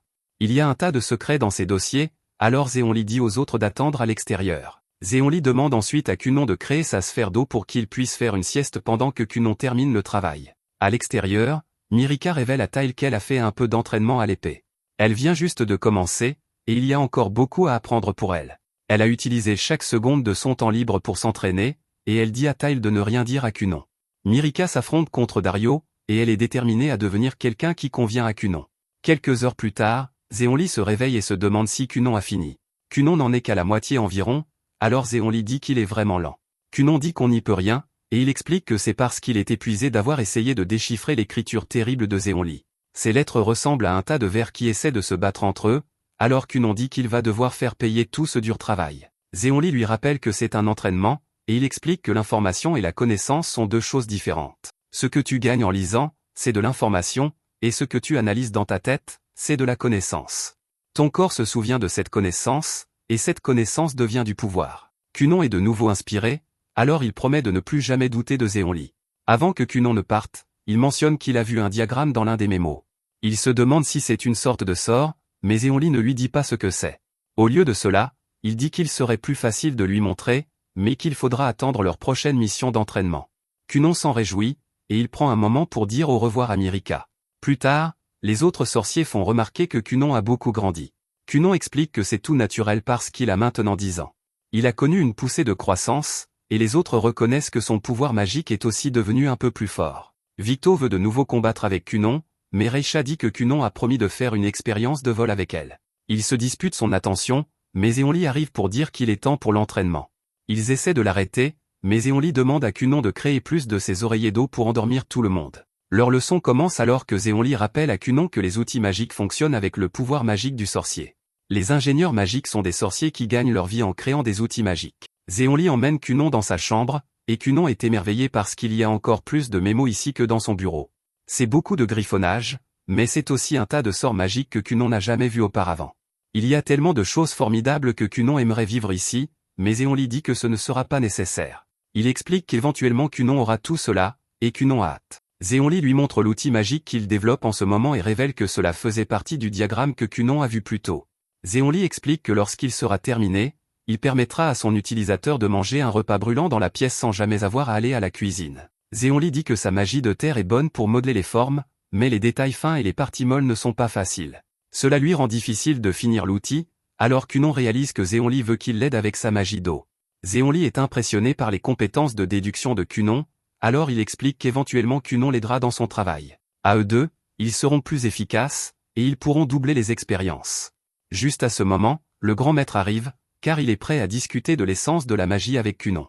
Zéonli le voit seulement comme une nuisance, alors il dit à Cunon de créer son oreiller d'eau pour l'endormir. Quant à leur projet, Zéonli dit que sa magie de terre peut se charger de renforcer le cadre extérieur. Cependant, ils devront compter sur la magie d'eau de Cunon pour créer le petit mécanisme interne. Quand ils font une pause pour le déjeuner, les autres sorciers disent à Cunon qu'il peut remplacer son professeur quand il le veut. Cunon admet que Zéonli le fait beaucoup travailler, mais il ne voudrait pas que ce soit autrement. Cunon se demande où est Mirica, alors Reisha explique qu'elle est à la cérémonie d'entrée de l'école supérieure pour nobles. Son éducation supérieure commence maintenant, alors le grand maître se demande ce que Cunon va faire ensuite. Cunon prévoit de passer l'examen de fin d'études, mais Mandé parlait en fait de l'école de magie. C'est une école où des sorciers brillants du monde entier viennent apprendre. Tous les sorciers royaux du château sont diplômés de l'école de magie, alors Mandé pense que Cunon devrait y aller aussi. Il faut avoir 12 ans ou plus pour s'inscrire, alors Cunon a encore un peu de temps pour décider. 2 ans passent alors en un clin d'œil, et Cunon utilise Aori devant tout le monde. Zéonli utilise un sort de son cru pour attaquer Cunon, mais on voit que Cunon a appris à utiliser des sorts composés avec plus de 50 sections. Il en utilise un avec 55 sections, et cela crée un immense mur d'eau venant de nulle part. Cunon utilise une vague pour bloquer l'attaque de Zéonli, et tout le monde est émerveillé. Ensuite, on voit que l'outil magique sur lequel il travaillait a été terminé. Il l'utilise pour faire une tarte, et Cunon explique à Mirica que l'outil est devenu assez populaire. Beaucoup de gens l'achètent, et Cunon est sûr qu'une bonne partie de l'argent va dans la poche de Zéonli. Cunon pense qu'il devrait au moins être payé pour son travail, mais Zéonli fait remarquer qu'il a permis à Cunon de faire des expériences que l'argent ne pourrait jamais acheter. Plus tard, Mirica apprend que les deux ont collaboré sur un total de 7 outils magiques. Ils ont travaillé dur, et ils ont même écrit 5 articles sur de nouvelles théories magiques. Ils ont aussi fait un manuel pour les expériences magiques, et ils travaillent actuellement sur un autre outil magique. Juste à ce moment, Cunon est surpris lorsque Zéonli dit qu'il peut faire le reste par lui-même. Cunon fait remarquer qu'il co-développe une boîte qui attire un tas d'insectes, et Zéonli aura besoin de son aide. Zéonli rappelle à Cunon qu'il aura 12 ans ce printemps, alors il devra se préparer à aller à l'école de magie.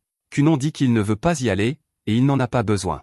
Il croit que Zéonli est le meilleur professeur, alors il veut continuer à apprendre la magie à ses côtés.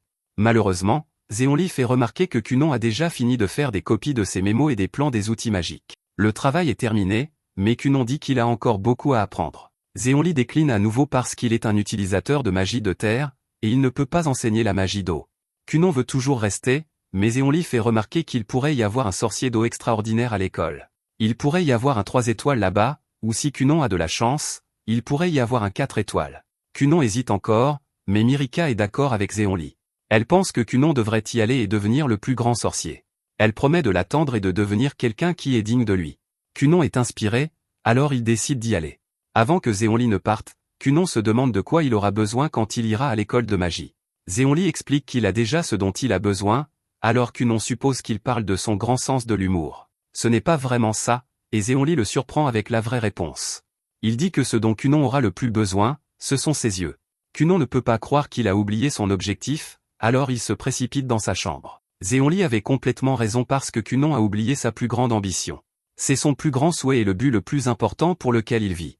Il l'a oublié parce qu'il a appris à faire tant de choses sans voir. Kunon se traite de fou d'avoir oublié parce que son objectif ultime est de créer de nouveaux globes oculaires. Alors que Mirika rentre chez elle, elle ne peut s'empêcher de pleurer. Zéonli la crédite d'avoir gardé son calme devant son petit ami, mais elle lui dit de se taire. Elle pense à comment, au cours des 2 dernières années, Kunon a bâti son palmarès en tant que sorcier. S'il acquiert la vue grâce à la magie, il entrera dans l'histoire comme la première personne à le faire. Mirika craint qu'elle ne soit laissée pour compte, et elle se sent terrible à cause de cette pensée qu'elle a. Il y a une partie d'elle qui souhaite que les yeux de Kunon ne voient jamais pour qu'il reste à ses côtés. Zéonli convient qu'elle est une terrible personne de penser cela, mais Dario est beaucoup plus gentil. Il fait remarquer qu'il y a une lumière et une obscurité dans le cœur de chacun. Le but est de ne pas se faire avaler par l'un ou l'autre, pour pouvoir choisir le bon chemin. Il rappelle à Mirika que ce pourquoi elle s'est entraînée ces 2 dernières années n'est pas seulement son corps, c'était aussi son esprit. Zéonli dit que Dario est trop indulgent envers son élève, mais Dario fait remarquer que Zéonli est trop strict avec le sien. Zéonli a été vraiment dur avec Kunon, et maintenant il vient de l'abandonner. Zéonli énumère tous les différents types de magie qu'il a enseignés à Kunon et dit qu'il ira plus que bien. Malheureusement, il n'a jamais entendu parler de quelqu'un essayant de faire des yeux avec la magie, alors que Kunon atteigne son objectif ou non dépendra de lui. Zéonli est confiant que Kunon pourra le faire parce que Kunon est l'élève dont il est le plus fier. De retour avec Kunon, il se met immédiatement au travail. Il utilise Aori pour créer une sphère d'eau et pense à certaines des choses que Zéonli lui a enseignées. Zéonli lui a dit que l'œil d'un insecte est un amas de plus de 10 000 miroirs. Kunon fait quelques expériences en utilisant son sort à rubus et un cercle d'eau, mais ce n'est pas ce qu'il cherche. Après des heures d'expérimentation, Kunon est déçu parce qu'il n'a pas pu trouver sa réponse. Il n'arrive pas non plus à dormir, alors il va inviter son frère au sauna. Ryota dit qu'ils devraient inviter leur père, alors ils vont le réveiller. Arson veut que leur mère les rejoigne, alors toute la famille y va ensemble. Kunon explique qu'il travaille sur une expérience, mais il est bloqué pour le moment. C'est la plus grande expérience qu'il ait faite jusqu'à présent, et sa famille sait déjà que cela a à voir avec les globes oculaires qu'il essaie de créer. Kunon n'est même pas proche, alors sa famille dit qu'ils seront là pour lui s'il a jamais besoin de faire une pause à nouveau. Plus tard, Kunon pense à quel point sa famille est solidaire. Ils sont toujours là pour lui, et il a hâte de voir leur visage. Il se demande à quoi ils ressembleront, et il dit qu'il veut voir ce qu'il voit. Quelque temps plus tard, Kunon travaille à nouveau sur son expérience. Il crée le cercle d'eau et utilise Arubu pour le recouvrir. Il explique que le noyau est le miroir d'eau, et il a appliqué un motif spécial à la surface. De cette façon, le motif peut lire la vue en mouvement et l'envoyer à son esprit. Le sort devient encore plus complexe alors que Kunon applique plus de choses qu'il a apprises en expérimentant, et le sort est complet. Kunon l'essaie enfin, et il est émerveillé lorsqu'il est réellement capable de voir pour la première fois de sa vie. Il a finalement accompli sa mission de vie, et il ne peut s'empêcher de pleurer. Kunon devient très émotif parce qu'il peut maintenant voir le monde merveilleux qu'il attendait de voir. C'est le plus grand moment de sa vie, mais cela prend un tour étrange alors que Kunon trouve une étrange créature derrière lui. Quelques instants plus tôt, Kunon se rappela qu'il avait décidé que la première personne qu'il regarderait après avoir recouvré la vue serait lui-même. Kunon ne pouvait jamais rien faire par lui-même, et il dérangeait toujours les gens autour de lui. Il tombait tout le temps, et tout était un combat pour lui, donc Kunon se détestait plus que tout. Kunon créa un miroir pour voir son reflet, et il fut surpris par son propre apparence. Il s'était toujours demandé si se voir le ferait se haïr encore plus, mais maintenant il se rend compte qu'il est toujours la même personne. C'est alors que Kunon se tourne pour faire face à la créature, et il ne peut que se demander ce qu'elle fait ici. Kunon commence à penser que c'est à cela que ressemble vraiment Echo, mais la vraie Echo entre dans la pièce. Kunon est surpris, et il réalise que la créature ne peut pas être touchée. Kunon se demande si les cheveux d'Echo sont tressés, et elle confirme que oui. Il complimente ensuite sa tenue de servante, et Echo devient émue. Elle réalise que Kunon a finalement réalisé son rêve, et Kunon confirme qu'il peut voir maintenant. Echo veut que tout le monde célèbre, donc Kunon pense qu'il devrait manger du crabe. C'est alors que Kunon se demande si Echo a une corne sur la tête. Après qu'elle ait dit non, Kunon se dirige dehors pour voir à quoi ressemble le monde. Ce n'est rien de ce à quoi il s'attendait, et on voit que sa vision semble être inversée. Echo dit que tout le monde sera ravi d'entendre la nouvelle, mais Kunon a d'abord une question. Il se demande si Echo peut voir la chose derrière lui, mais elle n'a aucune idée de ce dont il parle. Kunon pense à quel point son expérience a été un immense succès, mais il y a des choses qu'il ne peut pas expliquer. Sa famille est ravie d'apprendre qu'il peut voir maintenant, mais Kunon est dérangé par quelque chose. Son frère a des ailes, et les yeux de sa mère sont de couleurs différentes. Ce n'est pas du tout ce à quoi il s'attendait, et il ne peut que se demander pourquoi ils ont l'air si cool. Ils sont contents d'entendre que Cunon est impressionné par leur apparence, car il le dit comme s'ils étaient des guerriers à l'allure impressionnante. Il se passe définitivement quelque chose d'étrange, alors Cunon a demandé à Echo s'il y a des humains dans ce monde qui ont des ailes. Echo comprend complètement de travers, et elle dit que tous les humains naissent avec des ailes. En déployant les ailes appelées liberté et potentiel, tous les humains peuvent s'envoler dans le ciel de l'esprit. Tout cela est un discours fou, alors Cunon réalise qu'il voit des choses que les autres ne voient pas. C'est alors que tout le monde peut entendre qu'Arson est rentré à la maison. Cunon pense à quel point tout le monde a l'air cool, donc il ne peut qu'imaginer à quel point son père sera impressionnant. Arson arrive pour féliciter Cunon, mais Cunon ne peut même pas comprendre ce qu'il est. La famille ne pourrait pas être plus heureuse, alors il prévoit une énorme célébration. Après le départ de leurs parents, Cunon demande à Ryota si leur père est habituellement fait de brouillard. Bien sûr, Ryota le comprend aussi de travers, et Cunon réalise qu'il devra demander conseil à Zéonli. De retour au château, Victo va voir Zéonli, et il est étonné de voir à quel point sa chambre est propre. Victo dit que Cunon a nettoyé le désordre embarrassant, alors Zéonli lui dit simplement d'énoncer son but. Victo explique que le roi a donné à Zéonli la permission de sortir. Apparemment, il y a de bonnes nouvelles, et cela a à voir avec Cunon. De retour avec notre héros, on lui annonce que Zéonli et Mirika approchent. Mirika est ravie car Cunon a finalement réalisé son rêve. Cunon lui montre la magie qui rend tout cela possible, et il explique que c'est l'œil des miroirs qui reflète tout. Il l'appelle l'œil de verre, alors Mirika se demande s'il peut s'en servir pour la voir. Cunon est impatient de la regarder car il a travaillé très dur pour voir son visage. Cunon ouvre les yeux, et il dit qu'elle a de magnifiques cheveux blonds et de beaux yeux bleus. Elle est encore plus belle qu'il ne l'imaginait, mais il est choqué quand il voit une plume géante sur sa tête. Mirika se demande si elle ne correspond pas à ses critères, alors Cunon l'assure que ce n'est pas ça. Il dit qu'elle est belle, comme la plume d'un oiseau, et elle est, bien sûr, confuse. Heureusement, Echo est là pour clarifier les choses, et elle dit que ce dont il parle, ce sont les ailes de la liberté et du potentiel. Dario est là aussi, et il explique que Mirika s'est beaucoup entraînée. Elle est maintenant même assez forte pour mettre à terre un grand homme d'âge moyen en un seul coup. Cunon le complimente sur son épée à l'air cool, et Dario l'appelle sa partenaire. L'épée dont parlait Cunon est en fait une épée sur le dos de Dario que personne d'autre ne peut voir. Zéonli est le suivant à arriver, et Cunon le voit comme une figure lumineuse. Sa lumière est aveuglante, donc Cunon dit qu'il est trop brillant. Zéonli s'y attendait, car il explique qu'il brille toujours. Cunon n'a aucune idée de ce que cela signifie, et il se dit que Zéonli doit être du même type que son père. Cunon est déterminé à découvrir ce qui se passe, alors il dit à Zéonli qu'il aimerait lui parler. Cunon lui explique tout, et il est surpris quand Zéonli se met simplement à rire. Il dit que ce n'est pas une chose à prendre à la légère, mais Zéonli ne peut s'en empêcher parce que rien de tout cela n'a de sens. Zéonli ne peut pas croire qu'il y ait un crabe géant qui suit Cunon ou qu'il y ait une plume sur la tête de Mirika. Cunon dit que c'est terrible parce que peu importe où il va, il aura ce crabe avec lui. Même quand il finira par épouser Mirika et emménager avec elle, le crabe sera toujours là. Zéonli devient sérieux, et il discute du fait que les couleurs du paysage que Cunon voit sont aussi différentes. Ce qui est le plus important pour Zéonli, cependant, c'est qu'il brille plus que quiconque. Il dit qu'il est l'humain le plus brillant du monde, et qu'il brille presque autant que le soleil. Cela met une énorme pression sur Cunon, cependant, parce qu'il ne peut même pas le regarder. Zéonli devient enfin sérieux, et il explique qu'il a deux hypothèses sur ce qui se passe. La première est que Cunon voit les formes des âmes des gens. Cunon espère que ce n'est pas ça, car cela voudrait dire que son âme a la forme d'un crabe. La seconde hypothèse de Zéonli est qu'une sorte de maladie magique provoque une hallucination visuelle. Il explique que certains endroits peuvent accumuler du pouvoir magique, tandis que d'autres peuvent être des passages de pouvoir magique. Zéonli est allé dans l'un de ces endroits, et le pouvoir magique là-bas l'a rendu inutile. Alors que sa conscience commençait à s'estomper, il a vu des choses comme celles que Cunon expérimente. Malheureusement, ils n'ont pas assez d'informations pour déterminer laquelle de ces hypothèses est correcte. Cunon se demande si son expérience a en fait été un échec, mais Zéonli ne le laisse même pas y penser. Il dit que c'est le chef-d'œuvre de son étudiant bien-aimé, et Cunon est soulagé. Zéonli explique qu'il y a toutes sortes de créatures qui ont la vue, mais personne ne peut dire avec certitude quelle est la bonne façon de voir. Chacun peut avoir sa propre façon de voir les choses, et c'est aussi le cas pour Cunon. En plus de cela, ce que Cunon voit pourrait lui dire quelque chose d'important. Cunon se sent beaucoup mieux, et il se rappelle qu'il vient juste de commencer à voir. On ne peut pas dire ce qui pourrait se passer, donc Zéonli dit que Cunon ne devrait en parler à personne jusqu'à ce qu'il ait compris. Cunon est content d'avoir demandé conseil à Zéonli, mais il est toujours aveuglant. Dehors, Mirika se souvient que l'anniversaire de Cunon approche. Elle se demande quel genre de cadeau elle devrait lui offrir, et Echo dit que Cunon aimerait tout ce qui viendrait d'elle. Cunon revient, et Zéonli ne peut s'empêcher de rire en imaginant Mirika avec une plume sur la tête. Ensuite, Cunon fait ses bagages alors qu'il se prépare à aller à l'école de magie. Sa chambre est complètement vide maintenant, et Eko n'avait jamais réalisé à quel point elle était spacieuse. Plus tard, tout le monde célèbre le 12e anniversaire de Cunon. Le cadeau d'Arson à Cunon est un nouveau bâton, et la mère de Cunon lui donne un nouveau stylo. Ryota lui donne un livre, et Cunon est surpris de voir que c'est une carte pour les gourmets.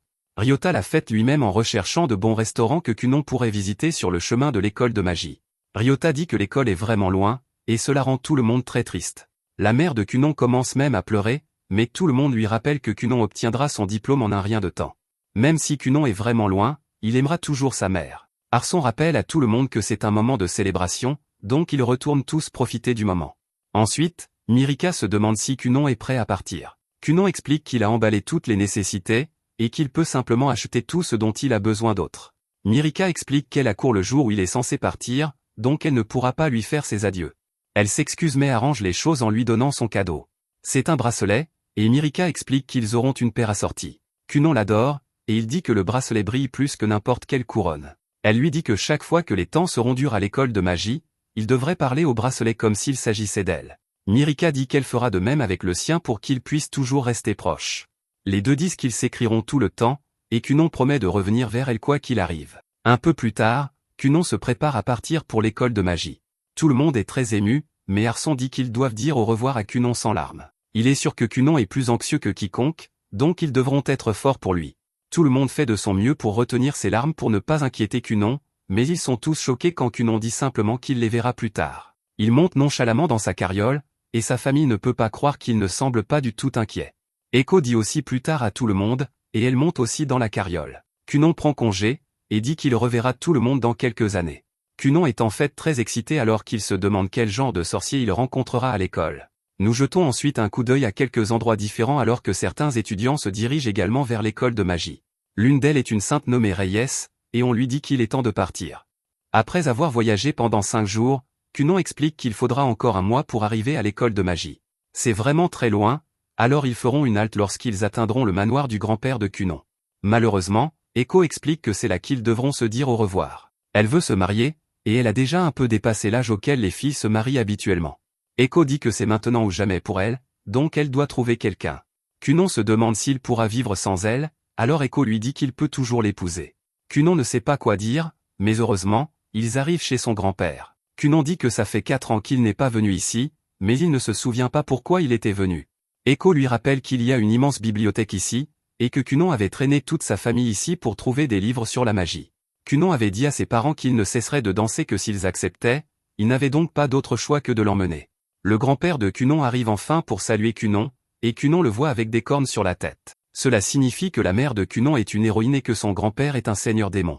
Grand-père veut fêter l'inscription de Cunon à l'école de magie, alors il dit qu'il achètera tout ce que Cunon veut. Cunon est trop modeste pour demander quoi que ce soit, mais grand-père dit qu'il lui achètera des bijoux coûteux. Eko l'interrompt cependant, car elle révèle que la mère de Cunon lui a envoyé une lettre. La lettre stipule qu'il n'a pas le droit de dépenser plus de 500 000 pour Cunon. Grand-père est vraiment déçu, mais c'est énorme comme somme, et Eko fait remarquer que cela représente environ 2 mois de travail pour elle. Grand-père dit qu'ils peuvent garder le secret, et il propose d'acheter un grand navire à Cunon. Cunon ne veut vraiment rien acheter et explique qu'il va devoir trouver une nouvelle servante. La raison pour laquelle il est venu ici était que quelqu'un puisse prendre la relève d'Eko. Grand-père va chercher son remplaçant, et la jeune fille se présente comme Rinko. Elle explique qu'elle a accepté ce travail parce que la paye est bonne et qu'elle économise pour ses futures dépenses de mariage. Rinko est en fait la petite sœur d'Eko, et c'est Eko qui lui a recommandé ce travail. Rinko explique que contrairement à sa sœur, elle a déjà un fiancé. Eko est prête à se battre pour cette insulte, mais Rinko dit qu'elle l'a mentionné uniquement parce qu'elle voulait préciser qu'elle n'était pas disponible. Cunon lui dit qu'elle n'a pas à s'inquiéter car lui aussi a une fiancée. Cunon fait une de ses blagues maladroites, et il est ravi de voir que Rinko comprend son humour. Elle ressemble beaucoup à Eko, et elle dit qu'elle a hâte de servir Cunon. Rinko dit qu'elle était nerveuse au début parce qu'elle avait entendu dire que Cunon était le héros Scar. Après l'avoir rencontré, cependant, elle peut dire que Cunon est un enfant vraiment gentil. Pendant que les filles préparent un repas, Eko explique que Cunon oublie de manger quand il étudie. C'est pourquoi Rinko devra penser à lui faire un sandwich pour qu'il puisse manger tout en étudiant. Eko connaît Cunon depuis très longtemps, alors elle raconte à Rinko tout ce qu'il aime. Cela lui rappelle la première fois qu'ils se sont rencontrés. Cunon était timide au début, mais les deux sont rapidement devenus amis. Ils ont traversé tant de choses ensemble, et ils se sont toujours si bien entendus. Son dernier souvenir, cependant, concerne la façon dont Cunon ne voulait pas qu'elle parte. Ses deux professeurs l'avaient quittée à peu près à la même époque, et Cunon commençait à se sentir seul. Eiko tient beaucoup à lui, alors elle dit à Rinko que Cunon est encore un enfant. Il fait trop confiance aux gens, alors elle prévient Rinko que si elle lui apprend quoi que ce soit de mal, elle aura affaire à elle. Rinko donne quelques exemples de ce dont elle pourrait parler, mais Eiko ne veut même pas les entendre. Cunon est l'enfant le plus gentil, et Eiko ne supporte pas l'idée qu'il soit corrompu par une tentatrice. Rinko accepte de surveiller les filles à qui il parle, mais elle fait remarquer que Cunon est un gentleman. Il fait toujours des compliments aux filles, ce qui fait de lui une cible facile. Rinko a entendu parler de ses manières charmantes par Eiko, alors elle dit que Cunon deviendra probablement un coureur de jupons. Cela rend Eiko furieuse car elle dit que Cunon est un ange. Cunon n'arrange rien en activant son charme pour complimenter les filles sur l'excellent sandwich qu'elles ont préparé. Le lendemain matin, il est temps pour Cunon de continuer son voyage. Cunon doit dire au revoir à Eiko, alors il lui rappelle ce qu'il a dit quand Jenny est partie. Il a dit qu'il ne supporterait jamais qu'Eiko le quitte, et il ressent toujours la même chose. En ce moment, il est loin de toute sa famille, des sorciers, et même de Mirika. Bientôt, il sera également loin d'elle, et il sera totalement seul à l'école de magie. Cependant, Cunon sait que c'est ce qu'il voulait et ce qu'il a choisi pour lui-même. Cunon ne se sent pas mal parce qu'Eiko lui rappelle qu'il peut toujours lui rendre visite. Cunon craint que cela ne dure quelques années, et Eiko dit qu'elle aura peut-être même un enfant d'ici là. Il est temps pour Cunon de partir, alors il fait ses derniers adieux. Le grand-père de Cunon souhaite qu'il reste, mais Cunon dit simplement qu'il est temps d'y aller. Rinko se demande s'il était vraiment acceptable de partir sans l'écouter, mais Cunon dit que c'était mieux ainsi. Cunon remercie Rinko de l'avoir accompagné et fait remarquer que son fiancé devra l'attendre plusieurs années. Cunon se demande si c'est vraiment acceptable, mais Rinko dit que son fiancé est d'accord parce qu'ils essaient d'économiser de l'argent pour acheter un magasin. Cunon se demande s'ils veulent que le magasin fasse une sorte de blanchiment d'argent, mais Rinko explique qu'ils veulent juste posséder un restaurant. Cunon pense au fait qu'il commence une nouvelle vie et il a hâte de rencontrer de nouvelles personnes. Un peu plus tard, Rinko est émerveillé par toutes les boutiques de magie lorsqu'ils entrent dans une ville. Cunon explique que c'est parce qu'ils sont près de Durashika, une nation remplie de magie étonnante. Juste à ce moment-là, une boutique attire l'attention de Cunon, et il se demande si tous les livres à l'intérieur parlent vraiment de magie. Rinko fait remarquer que la bibliothèque de son grand-père était bien plus grande, mais Cunon lui rappelle qu'il n'avait pas beaucoup de livres de magie. Malheureusement, Cunon dit que l'achat de l'un de ses livres les ruinerait, et Rinko a été choqué de voir qu'un seul livre coûtait 5 millions. Cunon explique que les livres de magie sont uniques, c'est pourquoi ils coûtent une fortune. La propriétaire de la boutique demande si Cunon est un étudiant de l'école de magie, et il révèle qu'il est candidat. Elle est ravie d'apprendre qu'il peut utiliser la magie de l'eau, alors elle le supplie de lui montrer. Cunon ne peut pas refuser la demande d'une dame, alors il utilise Aori pour créer un chat à partir d'eau. La jeune fille est émerveillée, et Cunon se demande si elle est sorcière. Elle dit que non, et qu'elle est juste quelqu'un qui aime la magie. C'est une passionnée de magie, et elle est ravie de rencontrer un sorcier qui peut utiliser un sort aussi adorable. Elle explique que Durashika est vraiment difficile en ce moment, alors elle ne peut que lui souhaiter bonne chance. Cunon n'a aucune idée de ce qu'elle veut dire, alors elle révèle que cette année, la Sainte du Saint-Royaume s'inscrit à l'école. L'année dernière, il y avait le prince Inferno et l'éclair du nouveau royaume. Elle dit à Cunon qu'il a de la chance parce qu'elle vient de recevoir un grimoire d'occasion du sorcier le plus populaire, Zéonli. Elle propose de faire une réduction à Cunon, mais il refuse. Rinko se demande pourquoi il n'a pas voulu du livre alors que la fille lui faisait une très bonne affaire. Cunon dit qu'il ne l'a pas acheté parce qu'il connaît déjà le contenu, et que c'était probablement une copie propre qu'il avait faite lui-même. Leur prochain arrêt est un magasin de vêtements, et le propriétaire devient très nerveux. Cunon est un enfant bien habillé, alors le propriétaire pense qu'il juge la qualité de ses articles. En réalité, Cunon explique qu'il touche autant les vêtements parce qu'il essaie de mémoriser la texture. Cunon se demande de quoi est faite cette écharpe, alors le gars explique que c'est de la fourrure de renard noir. C'est très rare, donc il ne veut pas que Cunon la touche autant. Le gars est stupéfait quand Cunon utilise Aori pour créer l'animal. Être capable de reproduire des animaux avec la magie est incroyable, et le gars n'arrive pas à croire à quel point c'est réaliste au toucher. Cunon est capable de reproduire n'importe quoi s'il connaît la texture, alors le gars se demande si Cunon peut même créer une femme. C'est un énorme signal d'alarme pour Rinko, alors elle dit au gars d'arrêter de corrompre Cunon. Cunon explique que reproduire un humain est trop compliqué, et qu'il se fait toujours gronder quand il le fait. Il part immédiatement, et le propriétaire essaie de dire quelles étaient ses intentions. Il l'a mentionné seulement parce qu'il a le béguin pour quelqu'un, mais Rinko lui dit qu'il empire les choses. Après leur départ, un groupe de filles entre dans la boutique, mené par Reyes. Elles ont entendu dire que le propriétaire avait une écharpe rare en renard noir, et Reyes veut la voir. Les autres filles sont choquées de voir qu'il a un véritable renard noir entre les mains, mais Reyes peut dire que c'est un sort. Elle détruit le sort et s'excuse car elle ne savait pas que c'était fait d'eau. Les filles sont très intriguées par le sort, alors elles analysent la magie résiduelle. De la façon dont il a éclaté, Elles peuvent dire qu'il a été fait avec une petite quantité de pouvoir magique. C'est un sort que Reyes ne connaît pas, alors elle est très intéressée. Plus tard, Kunon et Rinko arrivent enfin à Durashika. Kunon ne pourrait être plus heureux d'arriver à l'école de magie, et Rinko lui rappelle qu'il devrait se reposer. Tous les étudiants de l'école de magie vivront dans un dortoir, et un accompagnateur peut vivre avec eux sur demande. Malheureusement, on dit à Kunon que le dortoir est plein et qu'il n'y a pas de place. La demande pour le dortoir est en retard depuis longtemps, et Kunon n'arrive pas à croire que Zéonli ne lui ait jamais dit ça. De retour au château, Zéonli fait une entrée remarquée et dit à Mandy qu'il a besoin de lui parler d'urgence. C'est une affaire très sérieuse, et cela concerne son étudiant bien-aimé. De retour avec notre héros, Rinko se demande s'il devrait rester à l'hôtel. Kunon sera ici pendant plusieurs années à fréquenter l'école de magie, alors il dit qu'il va peut-être devoir louer une maison. Il est sûr qu'il y aura beaucoup de dépenses liées à la magie, donc il devra suivre ses finances. Juste à ce moment-là, l'employé de l'école donne à Kunon des informations sur les agents immobiliers. Après avoir regardé quelques endroits, Kunon décide de leur nouvelle maison. Ailleurs, un être mystérieux reçoit la liste des nouveaux étudiants de l'école de magie. La personne mystérieuse a entendu dire qu'ils avaient le meilleur de la cuvée cette année, et un gars confirme que certains sont même éligibles pour la classe avancée. L'homme mystérieux est intrigué par Kunon, et le gars explique que c'est un étudiant de Zéonli. Plus tard, Kunon se prépare à s'inscrire pour l'examen d'entrée, mais on dit à Rinko qu'elle ne peut pas entrer. Seuls les étudiants et le personnel autorisé sont autorisés à l'intérieur, alors Rinko a une idée. Elle essaie de soudoyer son chemin, mais ça ne marche pas. La jeune fille fait entrer Kunon et se présente comme Lubla. Kunon active son charme pour complimenter son prénom, et Lubla n'arrive pas à croire à quel point il est étrange.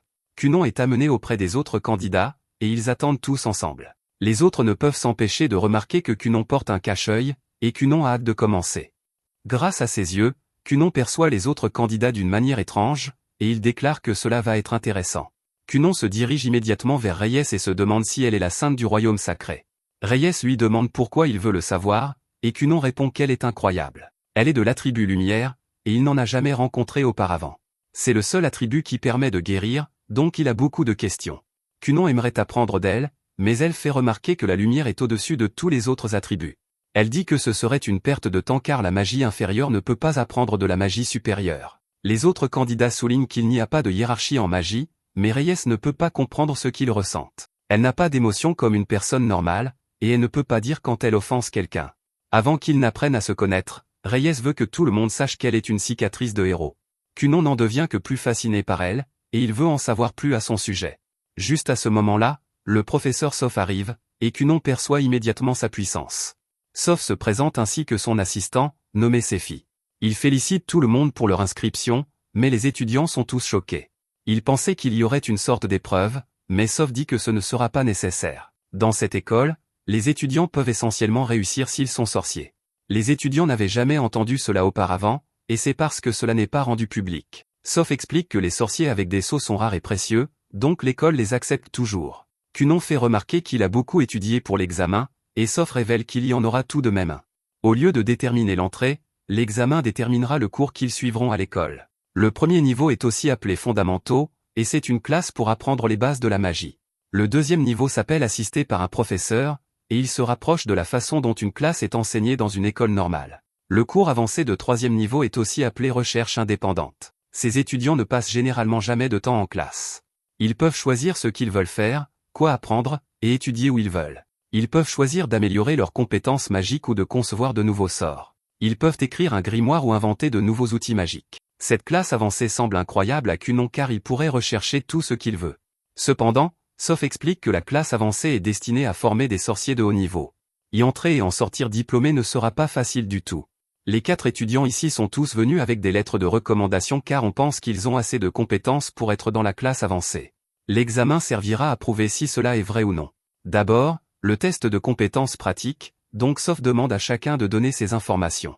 Il veut connaître l'attribut de leur sceau, son rang, et le nombre de sorts qu'ils peuvent utiliser. Hank s'avance et explique qu'il a un sceau de feu à 2 étoiles. Il peut utiliser cette sort, alors Soph lui demande de démontrer son meilleur. Hank impressionne tout le monde avec son sort curieux et le maîtrise plutôt bien. C'est un sort élémentaire pas trop difficile, mais sa structure simple signifie que ses applications sont illimitées. Soph est satisfait de la démonstration car le contrôle du sort par Hank est excellent. L'attribut de Reya est le vent, et il a 2 étoiles. Il a 8 sorts qu'il peut utiliser, et Soph dit qu'il est aussi un sceau de vent. Reya doit démontrer son meilleur sort, alors il dit à tout le monde de reculer.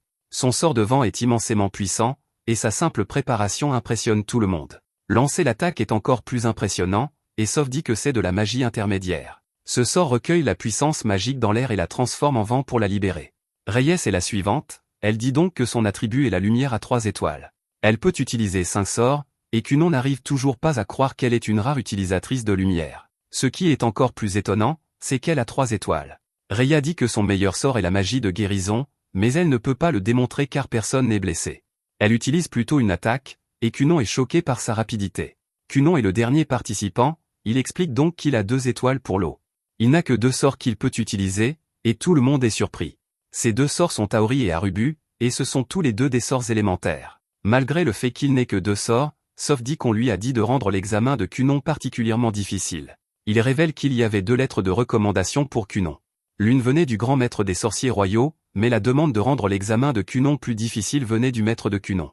Kunon est surpris d'apprendre que Soph connaît Zéonli, mais Soph explique que tous les sorciers dans l'enseignement le connaissent. Selon Zéonli, Kunon accomplira n'importe quelle tâche qui lui est donnée, alors il a dit à Soph de rendre l'examen particulièrement difficile. Sephi a été agacée chaque fois qu'elle a entendu Kunon parler, alors elle dit enfin quelque chose. Elle déteste le calme prétentieux de Kunon et son côté dragueur. Kunon est un prétendu chef-d'œuvre de l'homme qui reconnaît rarement quiconque, alors elle veut lui faire passer l'examen le plus difficile et le renvoyer chez lui. Kunon se demande si Sephi a une histoire avec Zéonli, mais elle refuse de répondre. C'est l'heure de l'examen pratique de Kunon, alors il dit à Reyes de regarder attentivement. Il espère qu'ils pourront aller quelque part après, mais Soph lui dit que le moment de draguer est terminé. Il utilise le sort Furuguru et dit à Kunon d'essayer de l'atteindre avec sa magie. Les autres étudiants sont stupéfaits car Furuguru est un sort intermédiaire qui crée un mur de vent autour du lanceur. C'est un tourbillon de puissance magique, et il repoussera l'eau facilement. Soph pense à quel point un vent fort neutralisera l'eau, et ceux qui n'ont pas de magie d'attaque ne peuvent probablement pas le briser. Il dit que même les sorciers les plus forts auraient du mal avec ça, mais il est surpris quand Kunon dit qu'il pensait que le test serait plus difficile. Kunon utilise Aori et crée plusieurs orbes d'eau. C'est impressionnant, mais Soph dit que cela ne suffira pas à percer. Kunon commence à dire le mot « multiplier », et tout le monde regarde avec étonnement le nombre d'orbes commencer à croître. Il dit « multiplier » au moins 10 fois, et le champ est couvert d'orbes d'eau. Kunon colore l'eau en rouge, et Soph réalise ce qu'il fait. Kunon l'a encerclé, donc il n'a nulle part où courir. Il dit que cela ne suffira toujours pas, mais Kunon dit que ce n'est qu'une question de temps. Il crée une chaise d'eau et explique qu'il peut continuer ainsi pendant au moins 2 jours. Soph utilise énormément de puissance magique pour son sort, donc Kunon est sûr qu'il peut lui survivre. Il n'y avait pas de règle concernant une limite de temps, donc Kunon détermine que la tâche est terminée. Soph est très impressionné car Kunon a transformé la tâche en un test d'endurance. Soph est dans une position très désavantageuse car s'il utilise moins de puissance magique, il sera submergé par la brume rouge. Soph n'a d'autre choix que de concéder la défaite, et il dit à Kunon qu'il gagne. Soph pense à quel point il est incroyable que Kunon ait pu le battre aussi rapidement. Il attribue cela à Zéonli car il vient de lui envoyer un enfant au potentiel effrayant. Plus tard, Kunon dit à Reyes qu'il aimerait combiner sa magie d'eau avec sa magie de lumière. Soph annonce ensuite à tous qu'ils vont maintenant passer leurs entretiens individuels. Soph demande s'il y a des questions, alors Kunon demande s'ils peuvent utiliser Reyes comme avertissement car elle n'arrête pas de le rejeter. Sephi souhaite qu'il puisse simplement renvoyer Kunon chez lui, et Soph explique que c'est un moment crucial du test.